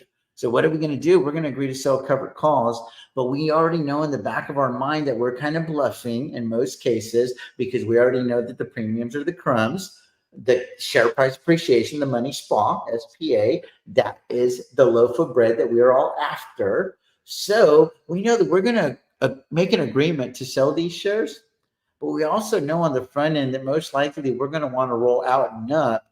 If we're bullish on this stock and we want to own it long term, we're going to roll out and up because we want to qualify for more capital appreciation. Because on the surface, whenever you sell a covered call, you're essentially capping your gains. It's like putting a ceiling on your house. The sky's no longer the limit. That's the best analogy that I can come up with. It's like literally putting the ceiling on your gains. The sky's no longer the limit. Whenever you own shares or you own a long call, it could go up, up, and away, and you're okay because there is no cap on your gains. Whenever you sell a covered call on this specific contract, you are capping those gains. So I have what's called a retractable roof. Whenever I sell covered calls, I look at like having kind of like the roof that opens and closes like a Cowboy Stadium. That's what I have whenever I sell covered calls. So I do the same thing that I looked at before. Is I look at preferably ideal conditions is when this thing's going up and to the right. So a better example on selling covered calls would actually be on SoFi, because SoFi is a stock that has gone up. Year to date, this thing's up not too much, 13%. But if you look at the last month, it's up 41. So that's kind of like a pretty good time to consider selling some covered calls, because it's unhealthy for the stock to just do that. It's probably going to consolidate a little bit. And then we already had a binary event. So the ideal conditions are pretty good. We just got to get past this next rate situation, right? So maybe the best ideal time would be wait for the Fed to speak. If they lower interest rates again, so if I could probably go up another 50 cents or a dollar really, really quickly, if not more, that would be a good time to sell covered calls. But let's just say none of that mattered to you. You're totally okay selling the shares because you want to get back into cash.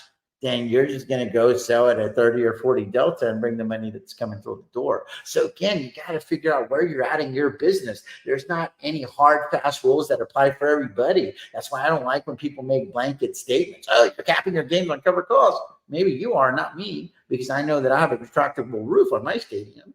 If yours isn't retractable because you're too rigid, that's on you. That's not on me. Your rules don't apply to me. My rules don't apply to you. We're not in the exact same. We're in the same business, but we're running different businesses, if that makes sense. We're in similar businesses, but it's not the same. So keep those things in mind, guys, as I go through this. So, again, 30 to 45 days out, sell the covered call. And let's just say I'm playing the game where I'm just trying to lower the adjusted cost basis to zero. I'm going to pick November the 29th, and I'm going to pick a strike that I just don't think SoFi is going to get to during that time. And it's going to be a pretty conservative delta, 23 delta. It's on the higher end for me. 15, 20 is pretty ideal. 25 to 30, you're kind of risking it a little bit, but we're in Texas. We're going to risk it for the brisket, not the biscuit. So we're going to put it at 21. So we already know 21, these are our knowns, because we got to go do some math to see whether or not this is worth it to us, because we're looking at about 25% annualized. If not, it's not worth it. There's no lemon in the juice, right? There's no juice in the lemon. Sorry, you got to make sure that the juice is worth the squeeze.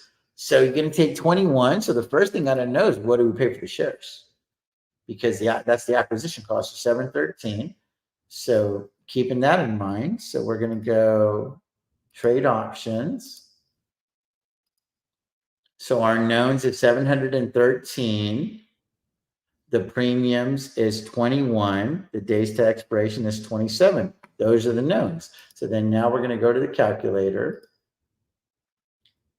And we're going to go 21 divided by 713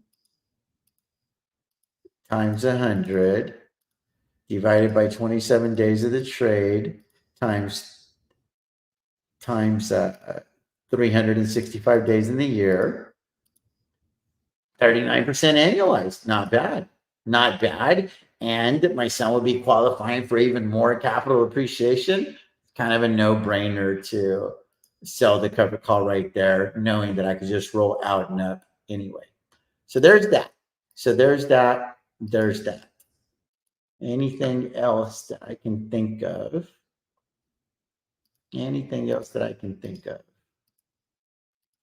Let me go back to so now we're at the dessert portion, but I want to rest a little bit now. Let me just chat with you guys here. So the last thing that I want to talk about is the poor man covered call and the backstop trades. Appreciate all of you guys, man. 1,485 people that have at least stumbled upon this stream on X, and the 261 people that are rocking with me live. Give me a thumbs up if you got any value so far, because we've essentially done the appetizers, we've done the drinks, we've pretty much eaten the full course meal. And then now I'm just going to give you all some extra. Now we're just going to give you all some extra.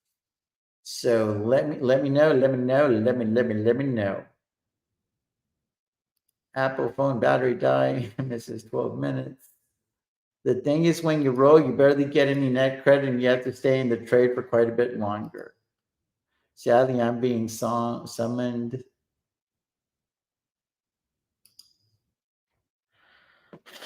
See if there's anything else. Appreciate you guys. Appreciate you guys. Man, thank you, Manny. Appreciate you. Anyway, I hope this thing is really, really helping you guys out. I did my best to try to put this thing together for you guys. TJ, thanks for the masterclass. How do you think about giving back some premium on your roll? Good question.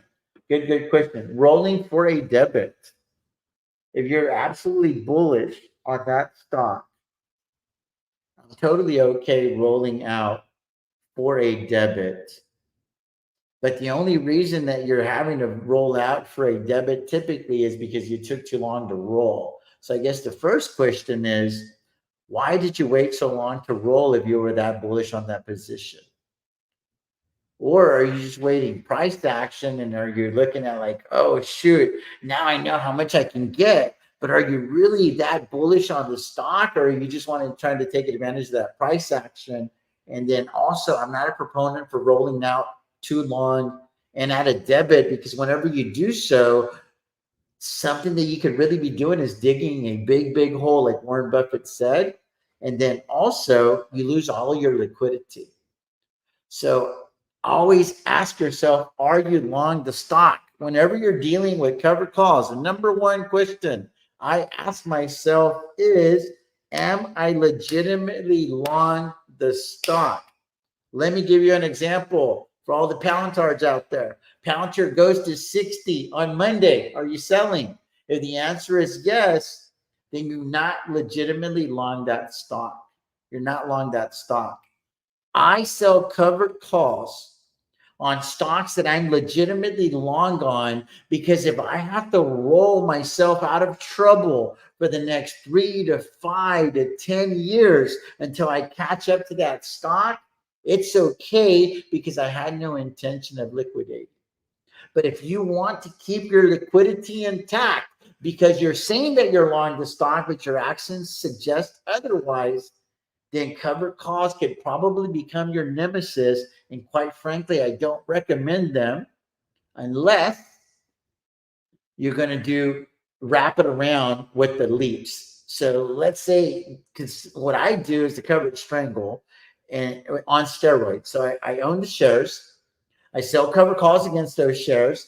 I sell cash secure puts on those shares simultaneously, but I also have some long calls to buy more shares down the road at very attractive prices so that if it does run up, I don't give a shit. If I want to get shares called away, I'm okay because I'm still printing on my long calls. So again, you got to decide the business that you're in and you need to build your business, establish your business accordingly. That makes sense.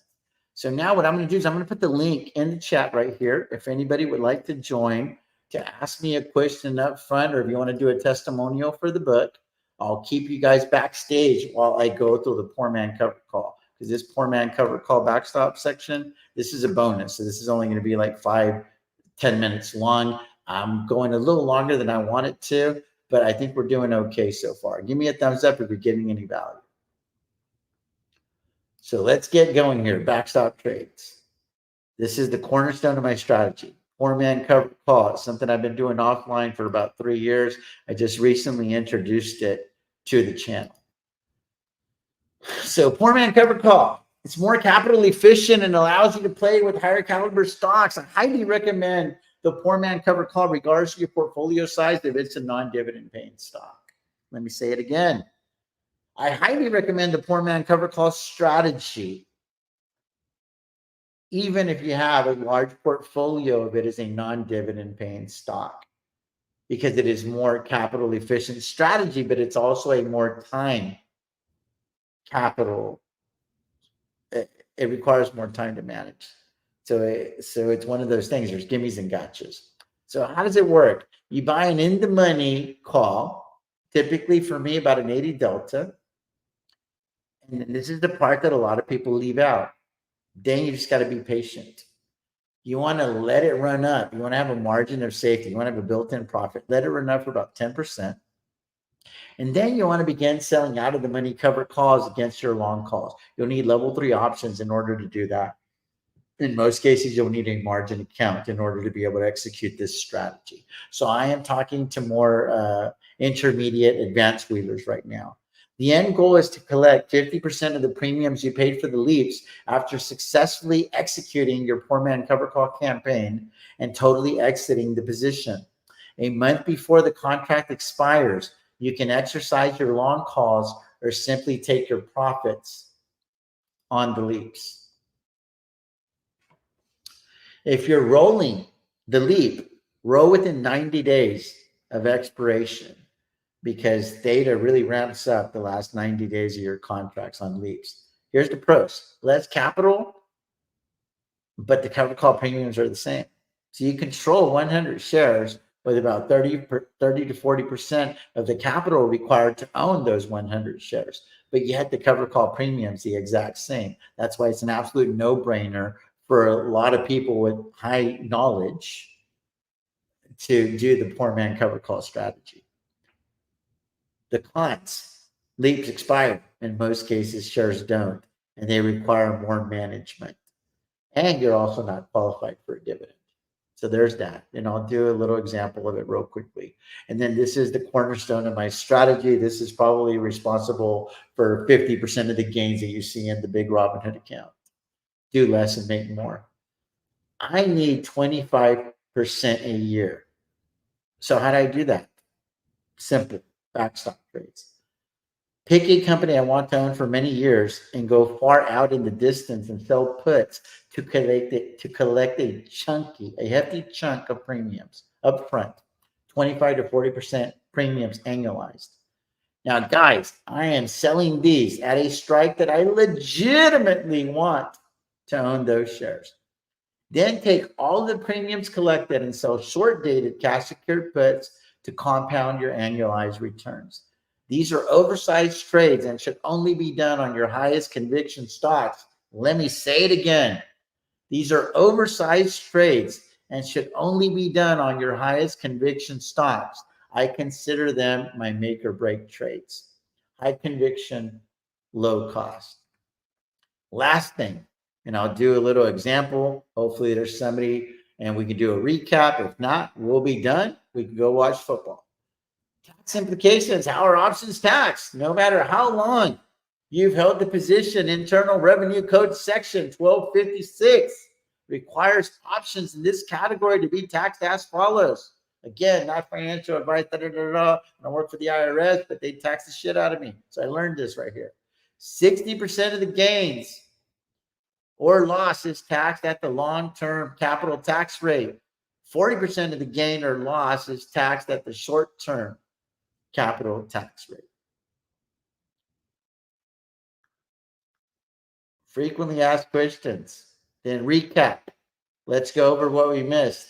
Thank you guys so much. If you have any questions, TJ the Wheel Deal. My number is 956. You got to be a member for the rest of it. There's the journal, and then we obviously have the Twitter and all that stuff. As always, guys, may your skies stay blue, stocks green. Let me see where we're at. I'm going to put this on here again. If anybody wants to kindly contribute a testimonial, that would be great. And I'm going to see if there's anything that I missed so that we can kind of get into it. So let me go back over here. So recap. Let's go over anything we missed while I pull up my son's portfolio, do an example of awesome. Got to track your trades. Got to track your trades. Click the link. Click the link. I'd love to have you. So click the link, guys, and I'd love to have a couple of you guys on here. Let me do a real quick example on the poor man cover call, and then we'll go from there. So let me do this right here.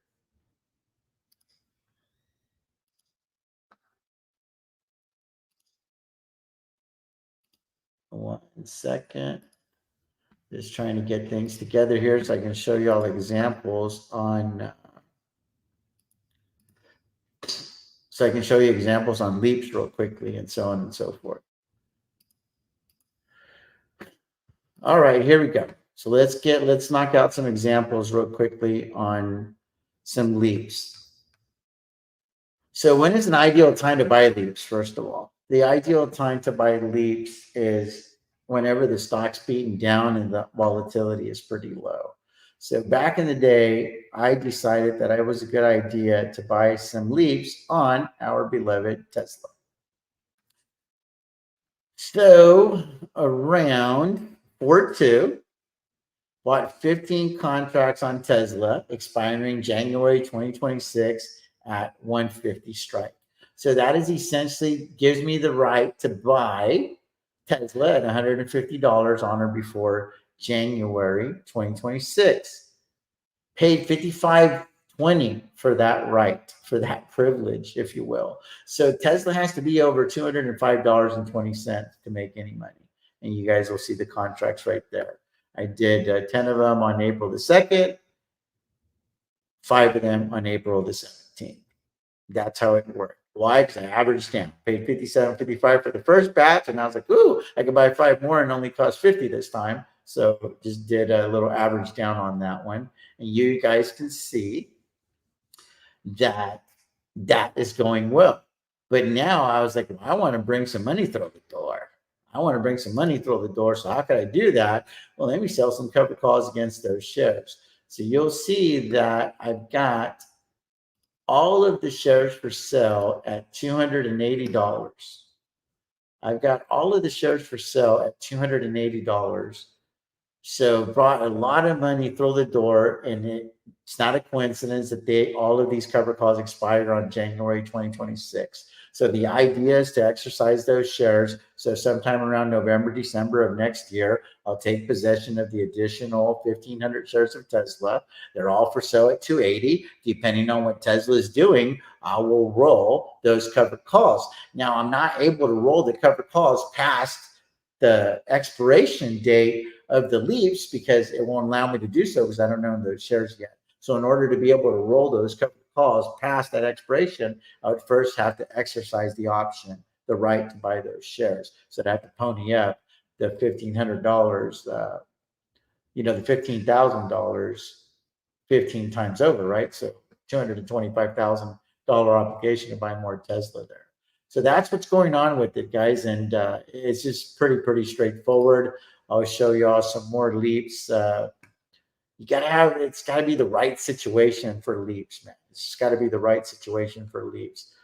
So I've got leaps on SoFi at 7, and I've got lottery leaps at 15. This is where they're out of the money, so they're a lower delta. So in order to make any money, SoFi really has to go on a big move. And I've got leaps on PayPal at $50 for January of 2026, and I'm selling cover calls against those virtual shares because I don't own the shares yet. So we're just trying to bring money through the door to get reimbursed for some of that capital outlay, which increases our profits. And eventually the idea when you're selling them in the money, the idea for me is to take ownership of the shares. I actually want to exercise the contracts. If not, I'm not going to get into it. So that is what's going on with that in a nutshell. Now, real quickly on the backstop trades. It's an oversized position, guys. I don't recommend these for everybody. So I'm going to show you all the biggest backstop trade that I've ever done. And that's on TSOL, a leverage play on Tesla, because I'm super bullish on Tesla. It's my favorite stock in the entire stock market, but I wanted to leverage play because there was less capital, so I could make more money. I understand the risk of NAV erosion, the whole enchilada. I've done my homework. But bottom line is we tied up $573, 2,500 times over, and picked up about 330,000 or so in premiums. And you guys will see all of the trades right here. So on September the 26th, 200 contracts, picked up 30 grand, 35, 17, 26, 12, 26, 24, 25, 12, 5, 26, 25, 12, 25, 12, 25. So this is the cornerstone of the strategy, guys. So essentially what I do is I take a stock that I feel is just an absolute no-brainer to own at those levels, and I'm willing to make such an oversized bet to lock in 25, 30, 40% annualized in some cases. And then I'm going to take all of those premiums and I'm going to sell short dated cash secured puts so that when I look up 12 to 18 months later, when I compound all of those premiums, I'm like, holy shit. Not only did I get the 25%, I got 30, 35%, 40% on that portion of the portfolio. Because again, what is my objective for a recap? My objective is to beat the market. My objective is to lower the adjusted cost basis to zero. My objective is to own shares with other people's money. So people are like, oh my God, how can you own that many shares of Riot? Because I own them at like $2. Because a lot of the gamblers have paid this casino a lot of money because make no mistake about it, when you're selling options, you're the casino, not the gambler. Whenever you're the gambler, you need certain price action by a certain time. It's a very, very hard game to play and win. Whenever you're the casino, you could actually be wrong directionally, but as long as you're not that wrong, you can still be profitable. So I was like, what game can I play where I can actually be wrong and right at the same time? It's kind of weird. And that is why I just fell in love with cash secured puts. Dylan Rogers, George Jan, I appreciate you guys for joining in on such a monumental event for me and for the channel. It is our second. Actually, I did one of these a couple of years ago, but we didn't get any traction. I was too small on the channel, still on YouTube and whatnot. God, Oh, deliver any value. I did my best. I feel like there's a lot of things I could improve on. The next one's going to get better. Have a little faith in me. Your boy's going to get the ADHD elemental P under control. George, appreciate you. Dylan, appreciate you. Introduce yourselves to the channel. Give me your recap. What did I miss? What could I do to get better? can I George, go now or let Dylan? George, go for it. Okay. Hey, congratulations there. Actually, you really did an excellent job, and you did what you wanted to do. Were extremely transparent, and that's the reason why I follow you. I'm actually a fairly new trader. I just started trading in September 2022, and I'm actually printing money now on Palantir and SoFi. And I'm Nice. looking to Robinhood actually to get started to see what I could do. And I'm just starting a new position right now, basically doing a strangle. But I have limited capital, so I'm starting with only two contracts just to test the water first before going up. So I want to follow you very closely. Thank you so And much, by the George. way, I'm from Toronto, Canada. Appreciate you so much. Dylan, tell us a little bit about yourself. How long have you been following the channel? If you could just kind of give me like your recap of what you caught. I don't know how much of the stream you Sure. caught and things that I might be able to do to improve for the next one. Yeah, so a little nervous, but thank you, TJ. So I was actually able to catch the whole stream. Very informative to me. For me, I've been a retail investor since the start of this year. So I think I've been really overwhelmed with trying to figure out being a long-term investor, a swing trader, or now, like you've kind of opened the door to these options tradings, which has been extremely beneficially helpful. So I'm one that has thrown out the Archer Aviation. So I've gone back and forth between trying to figure out, do I accumulate the shares versus buying the in the money contract. So I think for me, like you're saying from today, what I learned and need to keep learning more of is the Greeks, the deltas, the gammas, and the thetas. And then also because right now I work for county government, so they have my 401 or whatever. But for me on the private side, I work with about 12 to 15,000 of capital, depending on how the market's doing. So I'm trying to, I think, figure out, how to allocate that in a proper way so that in that 1, 3, 5, 10 year time, this can be something that is generating that money. I can pass this information to my son. But I think you did amazing. I think it's something for me being a new person. It makes more sense when I watch it a second, third time. But it's been extremely beneficial. I continue to watch you anytime I see you with Amit or come on live your own channel, just because I think your strategies are amazing. And my brain, I just need to understand it better, But yeah, this has been amazing, TJ. Thank you. Absolutely, man. I appreciate you. Appreciate you. So there's a couple of questions here from Claudio, and let me take this one here. So TJ, can you explain what you mean by a cash grab? So to me, a cash grab is essentially a setup trade. It is whenever it's a stock that I'm interested in, but I'm not necessarily interested at those prices. So I'm like, well, if I can get away with it, if I can grab the bag without getting caught, I'm going to do it. But if I get caught, I'm going to manage my way out of it. I'm going to roll my way out of that situation because I don't intend to own those shares at those prices.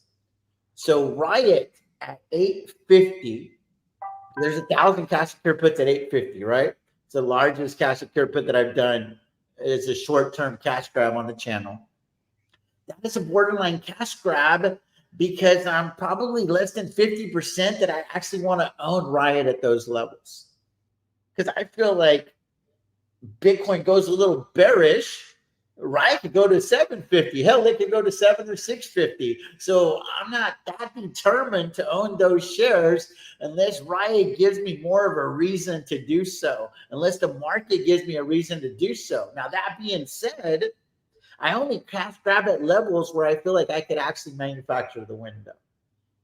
In other words, if I get caught with my hand in the cookie jar, it's not going to be so deep that I can't roll a couple of times, then take assignment, sell aggressive covered calls to reduce my adjusted cost basis, even if it dips so much that I have to sell covered calls below my average cost, but above my adjusted cost basis. In other words, can I manufacture the win? That's question number one I always ask myself. Is right here, right now, in this situation, all things known to me, all the information that I have at my disposal, can I manufacture the win? Nobody asks that question enough to themselves.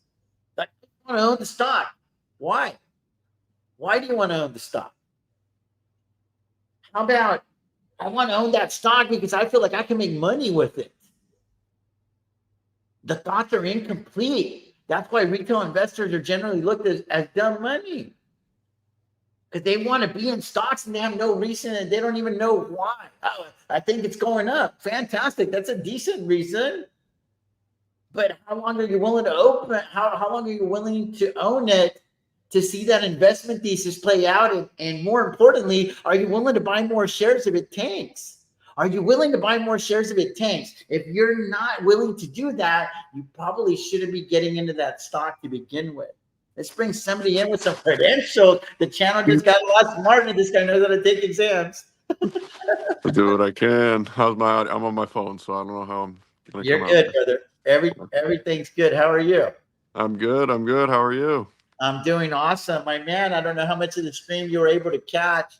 What can I do to get better? I mean, this was the first one. I was probably a little bit nervous. It's kind of funny because I go live on the channel a lot, but I feel like I kind of like promoted this one a little bit. There was going to be more eyes on me and I was going to carry the stream. I wasn't able to like lean on my boy Garcia, Dallas, the guys that helped me on the channel, my Bill White, my safety nets, you know what I mean? Mr. Premium, the option helped me early on, option. If I had all of them with me, you feel like you got the armor of God, right?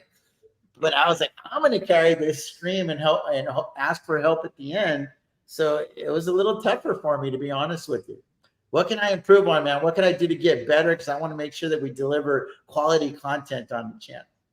Yeah, I thought it was really good. It seemed definitely a lot more structured than just your typical live stream that you usually do. Like you could tell, like those key points that you were making sure to hit, going back to the basics. I think at some points you did maybe revert back to just treating it like a regular stream where you're just shooting from the hip essentially. So maybe just, getting tighter on keeping to the outline that you've probably made. But otherwise, I mean, I think everybody still got a lot of value out of it regardless.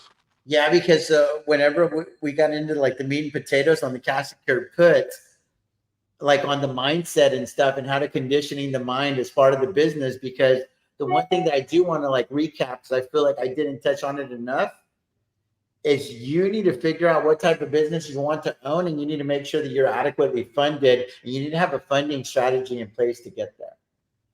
Because not everybody has 250,000 to start, right? Not everybody has 100,000. Hell, not everybody has 10,000.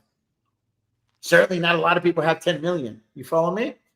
Mhm. So you need to figure out where you're at, where you want to be, and put that funding strategy in place in order to get there. And that needs to be a lot of your energy early on. A lot of people want to learn how to do the business, but we are in the business, the money business. So it takes money to be in the money business. People think that they can circumvent not needing money and replacing it only with knowledge. And I want to break it to you gently. It's just not a very realistic set of expectations. That's Money is something that money is a very critical component of the game that we were playing. Make no mistake about it. You got conviction, you got temperament, you got intellect, you got all of those things, learning your macros, your micros, all of that stuff. But guys, money is a critical component. The fastest way to grow a small portfolio is to inject money into it. Yeah. You know what I mean? Like everybody's trying to win the lottery, and that's just not realistic. And that's not what I teach and preach on the channel anyway. Can I I think add a that comment there, TJ? Yes, sir. Yes, I can speak as a beginner because I've been trading options for just about 2 years. But I find your explanation very clear and probably gives some comfort to people just beginning to learn. So I think I can't think of anything that you could improve upon right now because, like any concept, you need time. As you said, right now, it takes time for people to absorb. They may listen to your words, but will not really understand what they mean. And that was my experience of the first 2 years. Actually, I followed you and Amit and all those people quite a bit. It took me several months before I could understand what's going on. Right. Anything you'd like to add, Dylan? Awesome. So Claudio is asking, TJ, can you recap what you mean by manufacturing the win? Is it beating the market, making 25% a year on premiums, and lowering the adjusted cost basis to zero? Let me give y'all a recap on the business plan for me, right? Because again, this is my business plan that I'm sharing with you guys, and I'm hoping that you all can take some things and make it your own. Because at the end of the day, Brandon has his portfolio. I mean, I have done a FaceTime, so I know his situation. I've not done a FaceTime with Dylan, and I'm familiar with George. Thank you. So this is how it works. For me, it's like I wanted to get into a business, and I needed to make sure that the business could produce oil field money. But I didn't want to put in oil field time. You know what I mean? Like I wanted more time freedom, and I wanted to make essentially use my money and my mind to make more money versus my time, my body and my time to make money. Because I was tired of exchanging time for money. So I wanted to set out on a business venture that could yield me that 25%. And then how I came up with that number was kind of an accident. I didn't even know if it was realistic at the time. It had to do with what my financial needs were to survive on a month-to-month basis, based on the amount of money that I had to work with, which was roughly about 250 grand. So this was all just kind of like, I feel like it was preordained to a certain extent for me, because that's about the amount of money that I could get a hold of, because I had done that little coaching deal where people were giving me $500 when I learned early on. And then I looked up and I'm like, holy shit, I got almost $400,000, but I didn't put all of that into the money because I needed to get my money right on a personal level. I didn't put all of that money into the market. So then at the end of the day, I looked up and the portfolio was 250 grand. And then I launched a hedge fund and boom, my life changed forever. So I was like, okay, if I need this is all I'm going to have. I don't know if the hedge fund thing's going to work or not. It's a lot of pie in the sky for me in my mind because it was new to me, right? I was like, can I live off of this 250 grand, or am I going to find myself after talking shit to all my friends that were still in the oil field, if I'm going to be right there with the hard hat right next to them later on, Like, am I going to be eating a lot of crow? I got to be careful. So I was like, well, how much money do I need to make? I wanted oil field money, 80 to 120 grand. So that is how I came up with that. I was like, okay, what stocks am I going to have to sell cash secured puts on to yield me that 25% in premiums? Because I'm like, rule of 72 says I should be doubling my money every 6 to 7 years organically in the market. Yes or no, Brandon? You have your financial licenses. Yeah, that's what the consensus is. Yeah. Right. And that's giving you about 10, 11, 10, 12% per year, right? Depending on what number you plug in. So I was like, well, if I can beat that, Because at 25%, if I'm compounding, if I'm not having to take money out right away, because when I set out to do this, I was like, well, I'm going to do it for like 3 to 5 years, but still work in the oil field, because then I can compound it $500,000 in 3 to 5 years. And I'm like, surely I can make 6 figures from that. It's a lot easier because I can be more conservative because I was already hip to the game, right? Higher IB, high risk, etc. So to me, manufacturing the win was, can I get 25% cash stick? Because cash flow is the premiums collected. Cash stick is the premiums captured at the end of the day. So what stocks am I going to be willing to do that with? And do I have the stomach? Do I have the stones for that? Because I needed to learn about what kind of business owner I was. I knew the business that I was in, but can we agree that if there's 10 hamburger stands and they're owned by 10 different people, there's going to be 10 different sets of market of business temperaments? So if you have 10 wheelers with $1 million and they all have different goals, lifestyles, etc., other sources of income, whatever the case may be, they might all approach the market a little bit differently. Because they're managing their business, they're minding their business, they're tending to their garden. So I'm giving y'all my playbook. I'm not saying that this has to be your playbook. I'm just hoping that you guys can take things that work for you and not take the things that don't work for you, because this is a tailor-made suit specifically to your measurements. You're a financial planner of sorts, Brandon. You have to set up a financial plan for that individual family. Everybody's situation's different. The Joneses are not like the Smiths, right? That's just a reality. So I wanted to make sure that I was beating the market. And when I say beating the market, the SPYs, the Qs, that kind of thing. And I'm like, if I could get 25% and on the stocks that I choose to own, because on portfolio allocation of $250,000, or using the $100,000 example, I don't want to own more than $50,000 of stock in that $100,000 example, because then I'm going to get my cover call premium, some capital appreciation. I'm going to be heavy on cash secured puts. I'm going to turn on margin, to cash grab on margin. But you got to really know the game at that point, because you could blow up your account. So you got to make sure you got big knowledge. You got to know how to cut your losses, because there's some people that stay in just way too long on a cash grab. Dude, the best thing that you can do on a cash grab is take a small loss, versus trying to manufacture the win and turn it into an investment. If it was a cash grab, I got caught recently on Celsius at like $38 or something like that. And it was a cash grab and I lost like $7,000. And I was like, you know what? I'm cool. I'll look at it if it goes to 28, and it did. And I didn't want to look at it then, because it told me how little I believed in the damn stock. And I got a Celsius right here.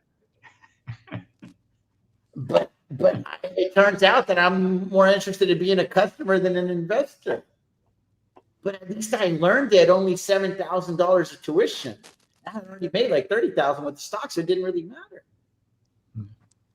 But I wasn't willing to rock with it through thick and thin. So if you're not willing to rock with it through thick and thin, that's a cash grab in layman's terms. If you're not willing to go through the seasons for 3 to 5 years, it's a cash grab. But you need to be able to accurately categorize where it's at and where it's at in your mind, like where it's at. Like, like Tesla for me is a buy at 200, it's a steal at 150. Based on all the information that I have today. SoFi is a buy at 9, it's a steal at 7. Same thing with Riot. Based on the information that I have today, the information is subject to change. Every earnings report, I revisit those. I have that table with 50 stocks, dude, 50 stocks. And every earnings report, I'm like, okay, I revise what's my ideal entry point, etc. Right? And then that way it stays on my radar for cash grab opportunities that could potentially graduate into investment. I'm looking at that situation right now with Robinhood. Robinhood, we started it as a cash grab segment, and now I got a lot more bullish on the company. I'm trying to graduate it into potentially a long-term investment if they can deliver on some of these hopes, promises, and dreams that they've sold us, right? And the last earnings report and the legend day and all that stuff. So anyway, hope that helps you guys out. Another thing that I did not touch on today, and it was by design, it was the wheel tracker. Guys, you've got to know your numbers, because when you know your numbers, it'll guide you when it's time to make difficult decisions. What's a very difficult decision? Market crashes. and you own 20 stocks, because when the market's real bullish, you want to be kind of wide and own a bunch of stocks because you'll make a lot more money. But when the market's bearish, you want to hunker down, focus on your five, find your 5 to 6 to 7, depending on how big your portfolio is, because you might have to go heavier on those to average down. You're not going to be able to average down on all 20. Nobody has that kind of money. So that's why I make sure the roots run deep on my 5, right? And I'm really going to rock with them, go thick and thin, go 3 to 5 years. And I'm not willing to do that, then they're not part of my 5, so to speak. And you got to be able to manufacture the win, even if it takes 3 to 5 years to prove to be right. Because for about a year and a half, the only money that I had coming through the door, this will help out for the bear market situation. The only money that I had coming through the door was that consistent 25% return. And it was a saving grace in the portfolio, because I was down like 25, 30, 40% on some of the positions. But that money that was coming through the door was able to help out with the broker's cash balance. And then I was able to buy more shares at a discount to average down. And then now I was able to sell covered calls. For a while, I was using my skill set to sell covered calls below not just my average cost basis, but my adjusted cost basis, because I needed to bring money through the door, because I've always been very crystal clear on my objective. There's only one objective that I feel like I have full control over, and that's bringing 25% in premiums through the door. Everything else, zero control, bro. Zero control, in my opinion. Anything you'd like to add, Brandon or Dylan or George? From me right now, and I think you articulated very well. And for a beginner like me right now, it's something that I would learn as well as I can. Yeah, I think you did an amazing job, TJ. And I think I just need to rewatch and see what somebody like me with a lower bankroll needs to figure out. And, you know, I think a great point I'll walk away with is tending to my garden, because I've now realized my garden is a $12,000 to $15,000 portfolio. I have conviction on a certain company like Archer Aviation, and I need to do that and figure out how to play that towards more of a wheel strategy or a better play way. So thank you, man. Thank you. So you're the Dylan that gets excited when I talk about Archer, bro. I am so excited about that space. I don't even know why, dude. I didn't even grow up playing with little planes or anything as a kid, but dude, there's something when I saw Midnight or I saw the damn Joby and it leans over forward like that, and I was like, dude, I want to own one of those one day. And that became the fixation I have with those damn companies. So really quick, the first time I ever learned a Tesla, I live in Northern Virginia. They had put a Tesla store inside of Tyson's Mall. They actually had the first Apple store inside Tyson's Mall too. And it was always crazy. I was like, why are they selling cars in the mall? Like, this makes zero sense. And then I look back and, like you say, the shiny objects. 2003, I was buying Jordans. I now look, the one pair of Jordans I bought accumulated is $8,000 in Google stock today. So just to your point as well, TJ, letting those shiny objects go. You know, I can't reverse time, but I can plan for myself, my son, and my wife's future, you know, starting today and making those better financial decisions. Absolutely. The one thing that I could, you know, quote unquote, not financial advice, right? Let me put my little banner up there. I don't get in trouble. Guys, if your portfolio is under 25 grand, please make sure that you have a funding strategy in place, because sometimes there's going to be opportunities that come your way, and they may be like a swing trade opportunity or something like that, but they have these things called pattern day trading. Yeah. You're under $25,000 account, you can only do 3 day trades per week and something like that. So it just causes a lot of unnecessary stresses, and it limits your opportunities when you have less than $25,000 in your account. So I would say one thing, just as a solid human to human, Dylan, is I would make sure that you got whatever hustle you need on the side going, so that you have a funding strategy while your investments are working out. Like, try to treat this like a 401k or whatever, and keep injecting money into that account until you get to 25,000. In fact, all the FaceTimes that I do, they're like, when do you stop injecting money? I consider it at 100,000, really consider it at 250,000. So that's where I'm at. That's where I'm at with it, because this business needs to be adequately capitalized. And I'm not just talking about monetarily, I'm talking about intellectually. Yeah. And you need to figure out who you are in the market. It took me about 3 years of doing this full time to realize who I am in the market. I'm actually kind of boring, even though it doesn't seem that way, because I sell the same cash secure puts and cover calls over and over and over again. And I'm like monogamous with my stocks. Yeah. Like, it's real hard to shove that shiny object down my face. I feel like I lose a lot of people in the chat because of that, because they'll throw a ticker out there and I'm like, I'm married. I ain't dating nobody else. I'm good. You know what I'm saying? Like, I'm good. You want me to go listen to 4 earnings reports? Because that's where my due diligence starts. So now you're asking for 6, 8, 10, 12 hours of my time just to see whether or not I even want to sell a damn cash secured put. It's tough. Like, it's tough for me. So that shiny object syndrome has cost me a lot early on. So I'm totally cured of that disease. And maybe a question, not of financial advice, of course, but so like TJ, when I've been watching you, you know, like you say, kind of cash injecting to get up to that 25. So I guess that leads me to the thought of, and again, you know, these are just my thoughts of, you know, cash injecting towards an S&P to get, you know, a safer return to get to the 25 versus me who, you know, my more company is like a Palantir or something like that, which, you know, I'm looking to ride more for a long term in. And then I think for the contract selling, for me, it's been, you know, some short dated, but it's like one contract. So it's, I guess my question, again, not the financial advice, but am I wasting my time or money? Or by doing like a one contract closer in the money, shorter dated, am I at least kind of building an understanding for contract and options trading? So that way, you know, when the capital is higher, you know, maybe I'm a bit more versed and yeah, and just more educated on these strategies and companies going into that time. Yes. So my baseball coach in high school, and even Gustball, when I was at UT Austin, Cliff Gustafson, he would always say that practice. So it was like practice makes perfect, right? That's kind of what the moniker that people say all the time. Practice makes perfect. But he would say perfect practice makes permanent. Okay. Because if you practice the wrong thing all the time, you're just going to learn how to do it wrong, right? So it's like perfect practice makes permanent.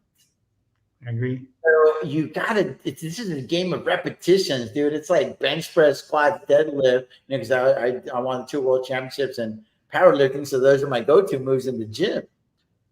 And it's like you got to learn how to do this job. You got to learn how to do this job. What's up, Richie Rich? What's up, boys? So you got to go through the cycles. You know, you want to go through a cash secured put. You want to practice rolling. You want to practice getting assigned. See what it does to you. Because, dude, the first time I got assigned shares, bro, like, I kid you not, my blood pressure had to be approaching like 160, 170 beat. Like on the what's it called, the systolic or whatever, the big number on the top. Yeah, systolic. Like, dude, I was on the verge of a heart attack, yo. Like, I'm not even kidding. It happened on this ticker called Neo. I got assigned at like $20, dude, and I was just like, dude, it was crazy. It was like such a rush. It was nuts, and I was like, okay, dude, we're not playing poker. You don't have pocket aces pre-flop. Calm the hell down. We already know what we're going to do. We're going to sell cover calls on this thing. And I was like, dude, I couldn't wait for Monday morning. I didn't give a shit about a $200 or $50. Dude, I had shares that got put on me, and they were now trading at like 18. And this guy, Marcus, had said, you want to sell them at where you got assigned and start to do the wheel or whatever the hell, the German dude. And I put those shares for sale. It's 3 contracts, and I put those shares for sale at $20. And then it went up to like 27 or 28. I didn't give a shit. I was so happy to get right back into cash. Yeah. So I had realized early on that, hey, I'm afraid to own shares right now. Why is that? Oh, yeah, because you're dealing with a bunch of stocks that aren't high conviction. What makes it easy for me to own shares is dealing with shares that are stocks that are high conviction for me. And high conviction for Richie is going to be different than high conviction for me and vice versa. Anyway, Richie, I'm not sure how much of the stream you were able to catch. I appreciate you tuning in. If you did catch some of the stream, what are things that I might be able to improve on for the next one? Because I'm hoping to do this one every 3 to 6 months for us to give value until I take the show on the road sometime in 2024, 2020, or 2025, 2026. Yeah, I mean, I caught like the first like 30 to 45 minutes of the stream. I don't know. I thought that the layout's really, really good, especially like for like a new, like someone who has like zero knowledge of anything coming into it. I don't know. I really honestly don't think that there's anything you really could change to necessarily make it better. I think that the format was really good. The information was obviously very put together and very well organized. So, if I was a newer investor, I think I would have been able to, at least from the first 30 to 45 minutes that I captured, grasp a lot of the knowledge, at least if I wrote it down and listened, So Right. I don't really think there was anything else you could change. Yeah, the only thing is like the structure a little bit, or the form, like I had wanted to do the quotes early. Yeah. But, my ADHD element will got the best of me. Yeah. So, I get that too. and I had a segment for the tracker. But I honestly wanted to wait till Bill White, or I could get Troy on the channel so I could make sure to do the wheel tracker justice. So Yeah. that's something that I'll probably have to like add in, because this is going to be a playlist. Yeah. So, so we'll add to this seminar. You know what I mean? We'll add to the seminar, because tracking your trades, I mean, my goodness, dude, that you got to have the right accounting in place. Whatever methodology you use, you need to know where you stand, because if push comes to shove, you need to see where you're at from a tax perspective, from a profit and loss situation. Is you have to make a lot of tough decisions when the market conditions are typically unfavorable. Yeah, definitely. Yeah, I definitely need to talk to Bill and you guys about the wheel tracker thing, because for whatever reason, because I'm on Mac, I downloaded Excel specifically for the release, to use the tracker, and then I saw that little castle thing in the top left, and I kept trying to do the smart lookup or whatever, and for whatever reason, it will not import that ticker symbol into that top bar. I don't know why. Yeah. So. Yeah, And again, that's why I didn't want to talk about the tracker, because I didn't want to get a bunch of tracker questions. And I'm like, bro, I can't even have a symbol on my tracker, yo. Like, Yeah. Bill White fixes my tracker. I owe this dude like 10 steak dinners already. Yeah. Well, I'll wait for Bill for that, because I got one that I've been using, but for whatever, I got it from somebody else, and the formulas on this one page are all jacked up. So now, like, I've been sitting here like for like literally, I tuned off the stream, and for like the last like hour or so, I've been trying to fix this long ass formula that's like a paragraph long, and I'm not doing it anymore. So I'm just not worrying about it. Yeah. Absolutely. Well, man, I appreciate each and every one of you guys. I definitely told myself, no matter what, we're keeping this thing under 3 hours. Hopefully, Alex will be able to clip this thing. And the clips, we're going to make them public. We're going to leave them public in the portfolio. But I'm going to leave this seminar public only for the next 30 days or so. And then it's going to go private for members only, because a lot of this information is what's going to be used for the book. So hopefully I got enough stuff in there. Artificial intelligence can do its thing, dude, because I'm going to rewatch this thing a couple of times, and I'm going to do my best to put a pen to paper as well to help out as best I can. So it's Wheel Deal Shirt 777 at gmail.com for the tracker. Any thoughts? Would any of you guys like to do like a real quick testimonial for the book that maybe I could feature with y'all's permission? Because I'm trying to get about 20 to 25 testimonials for the book, and I would be able to put your screen name from YouTube, Twitter. So I mean, essentially, I'm asking for permission to be able to publish anything from this portion of it. Richie, would you like to add anything that might help you? I know you've been following me on Twitter for a month or two. if Not long. Yeah, is it like a video test? So like you're gonna like use like a video testimonial, or is it like a message? No, it'll be transcribed and I'll put it on the back covers of the book. Well, what do people usually put in a testimonial? I don't know. I've never done this before, bro. Bro, let me look up some like solid examples of testimonials and let me DM it to you. Sounds good. Yeah, because like if I try to speak it right now, like come up, like pull something, out, it's gonna be no bueno. What about you, George? Do you have anything that you might want Yes, to share? I'm happy to give you a testimonial for as a beginner. I may not look like it. I'm 82 years young, Mm, and I just started trading only 2 years ago, and I'm learning a lot already. So I'm quite happy to give a testimonial from that perspective. You have my awesome. email address, or do you need it, or what? No, if you just want to verbalize that, and then artificial intelligence will write it out. But you can also email it to me as well. I'd appreciate it. Sure. When do you need it? I mean, I hope y'all can just do a little bit now, and then we can do a formal one on the email. Okay, I'll think about it then. I'll think about it. Okay. And what email? tjthewheeldeal@gmail.com. That's the email you use? Yeah, tjthewheeldeal@gmail.com. Okay, sure. Thanks. Anyway, Vic, how are you? Hey, I'm good, TJ. How are you? Good. What's going on? Pit Master, Brazilian Jiu-Jitsu marathon champion. How are you, my man? I'm hanging in there, man. And it's funny, I just got done with my bike ride, and I was gonna jump on just to give a testimony, and then you just said that, and that's why I jumped on real quick before I head out. Besides, thank you for everything you do. It was literally for the new folks on the chat.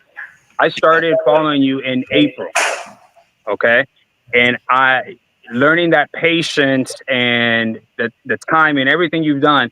I am up around 21% on my portfolio by just following the steps and the surprises to let my wife know in a year where we're at, because the goal is to be one of the panelists on one of your wheelers.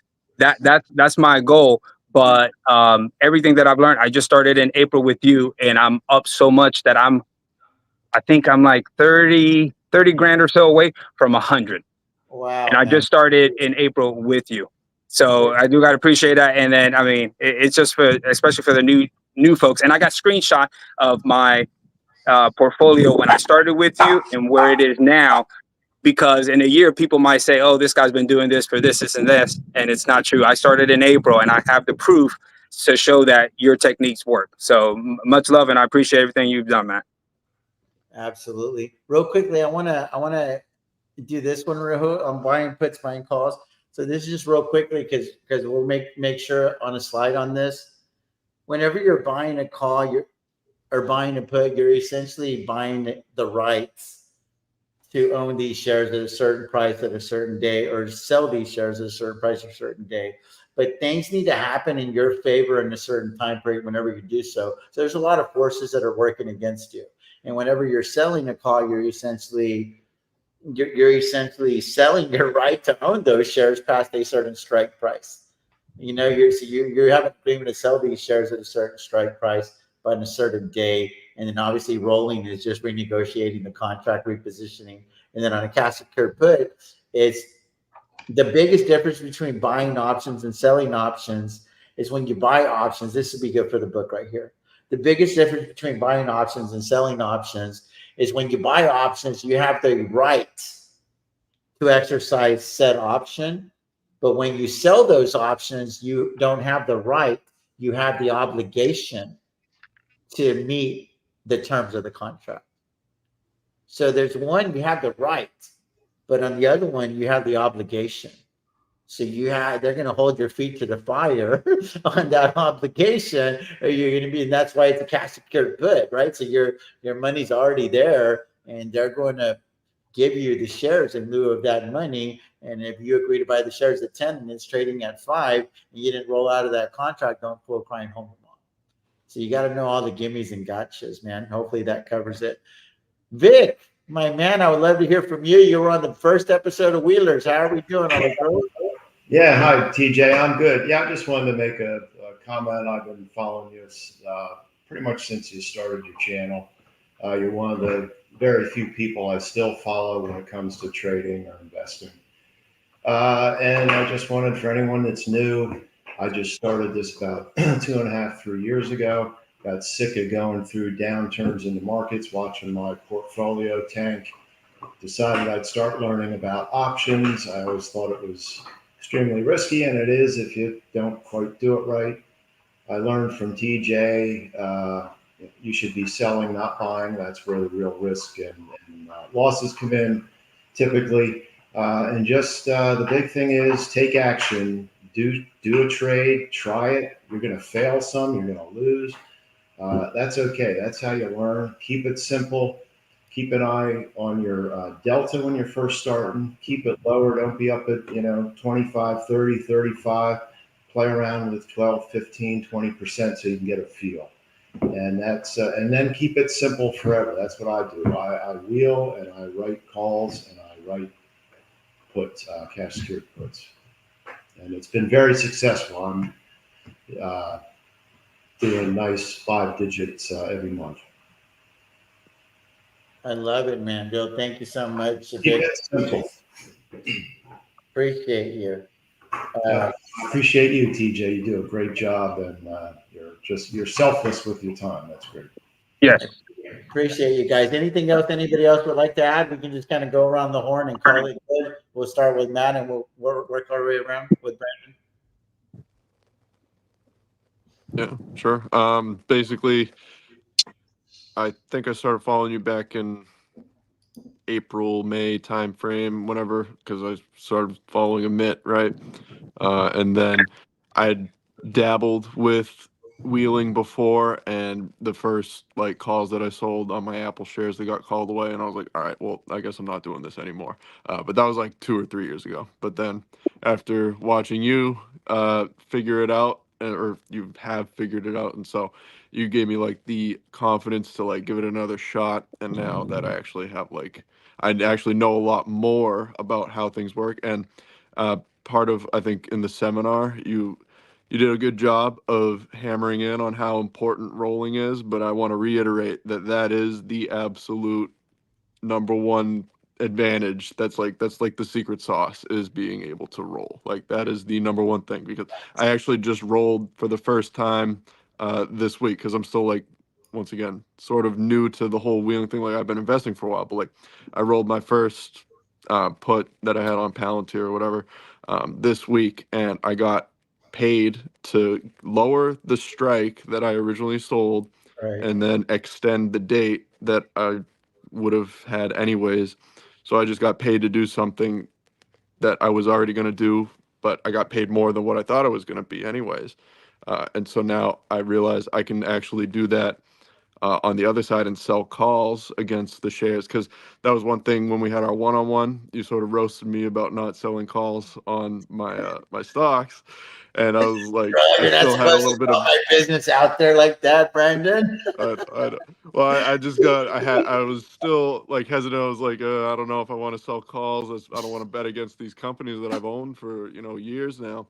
But then once I realized, like even this week, I realized, oh, rolling is the secret key. Like I have no problem selling calls now, because I can know the conviction is there on my stock, so I don't mind just rolling if they go against me. So Absolutely, especially on a covered call. I mean, it just means that the underlying is performing. So I don't understand the stress if you're legitimately long the stock. If you're not long the stock and you have a price target where you're looking to exit, then you got to understand that rolling, you fixed the trade kind of, but you're also rolling negative equity. It's a lot like trading in a car. Have you ever been negative in a car? Have you ever had like a deficit on the car? You're like, 20, but they're only going to give you 12 or 13 or 14 at the dealership. And you're like, oh, well, roll it into the other little Mr. Tijerina. And I'm like, okay, you know what I mean? And then you don't even play tax, title, and license in the other ones. Now your hole's already 10,000. You drove the new Mercedes off the lot. Now your hole's 20,000. And then you want to go trade in again 18 months later. And now your another hole is like another 10, 20, 30, 40,000. And then before you know it, you got to be in this next car for the next 6, 7 years or 5 years, whatever your loan is, because that's the only way to get out from under that hole. So whenever you roll, keep in mind the only way to ever get out of that hole is at some point that option has to expire, or you got to buy to close. There's nothing else.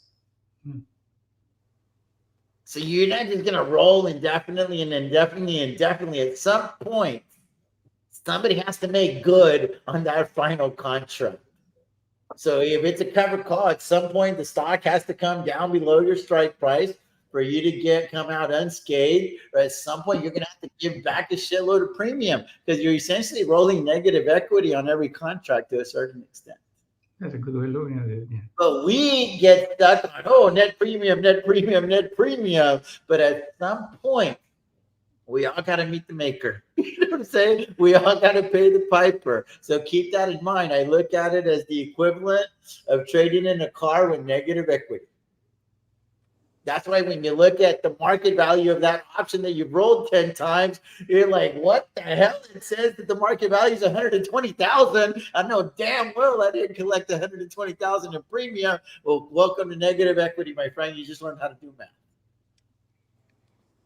Richie, you're shaking your head. That might happen to you a time or two, huh? Oh yeah, dude. I'm so deep underwater with Kava right now. It's ridiculous. I'm gonna be rolling my Kava shares for like 3 years, bro. But I just typed out my testimonial. You want me to say it so your AI can capture it? Let's do it.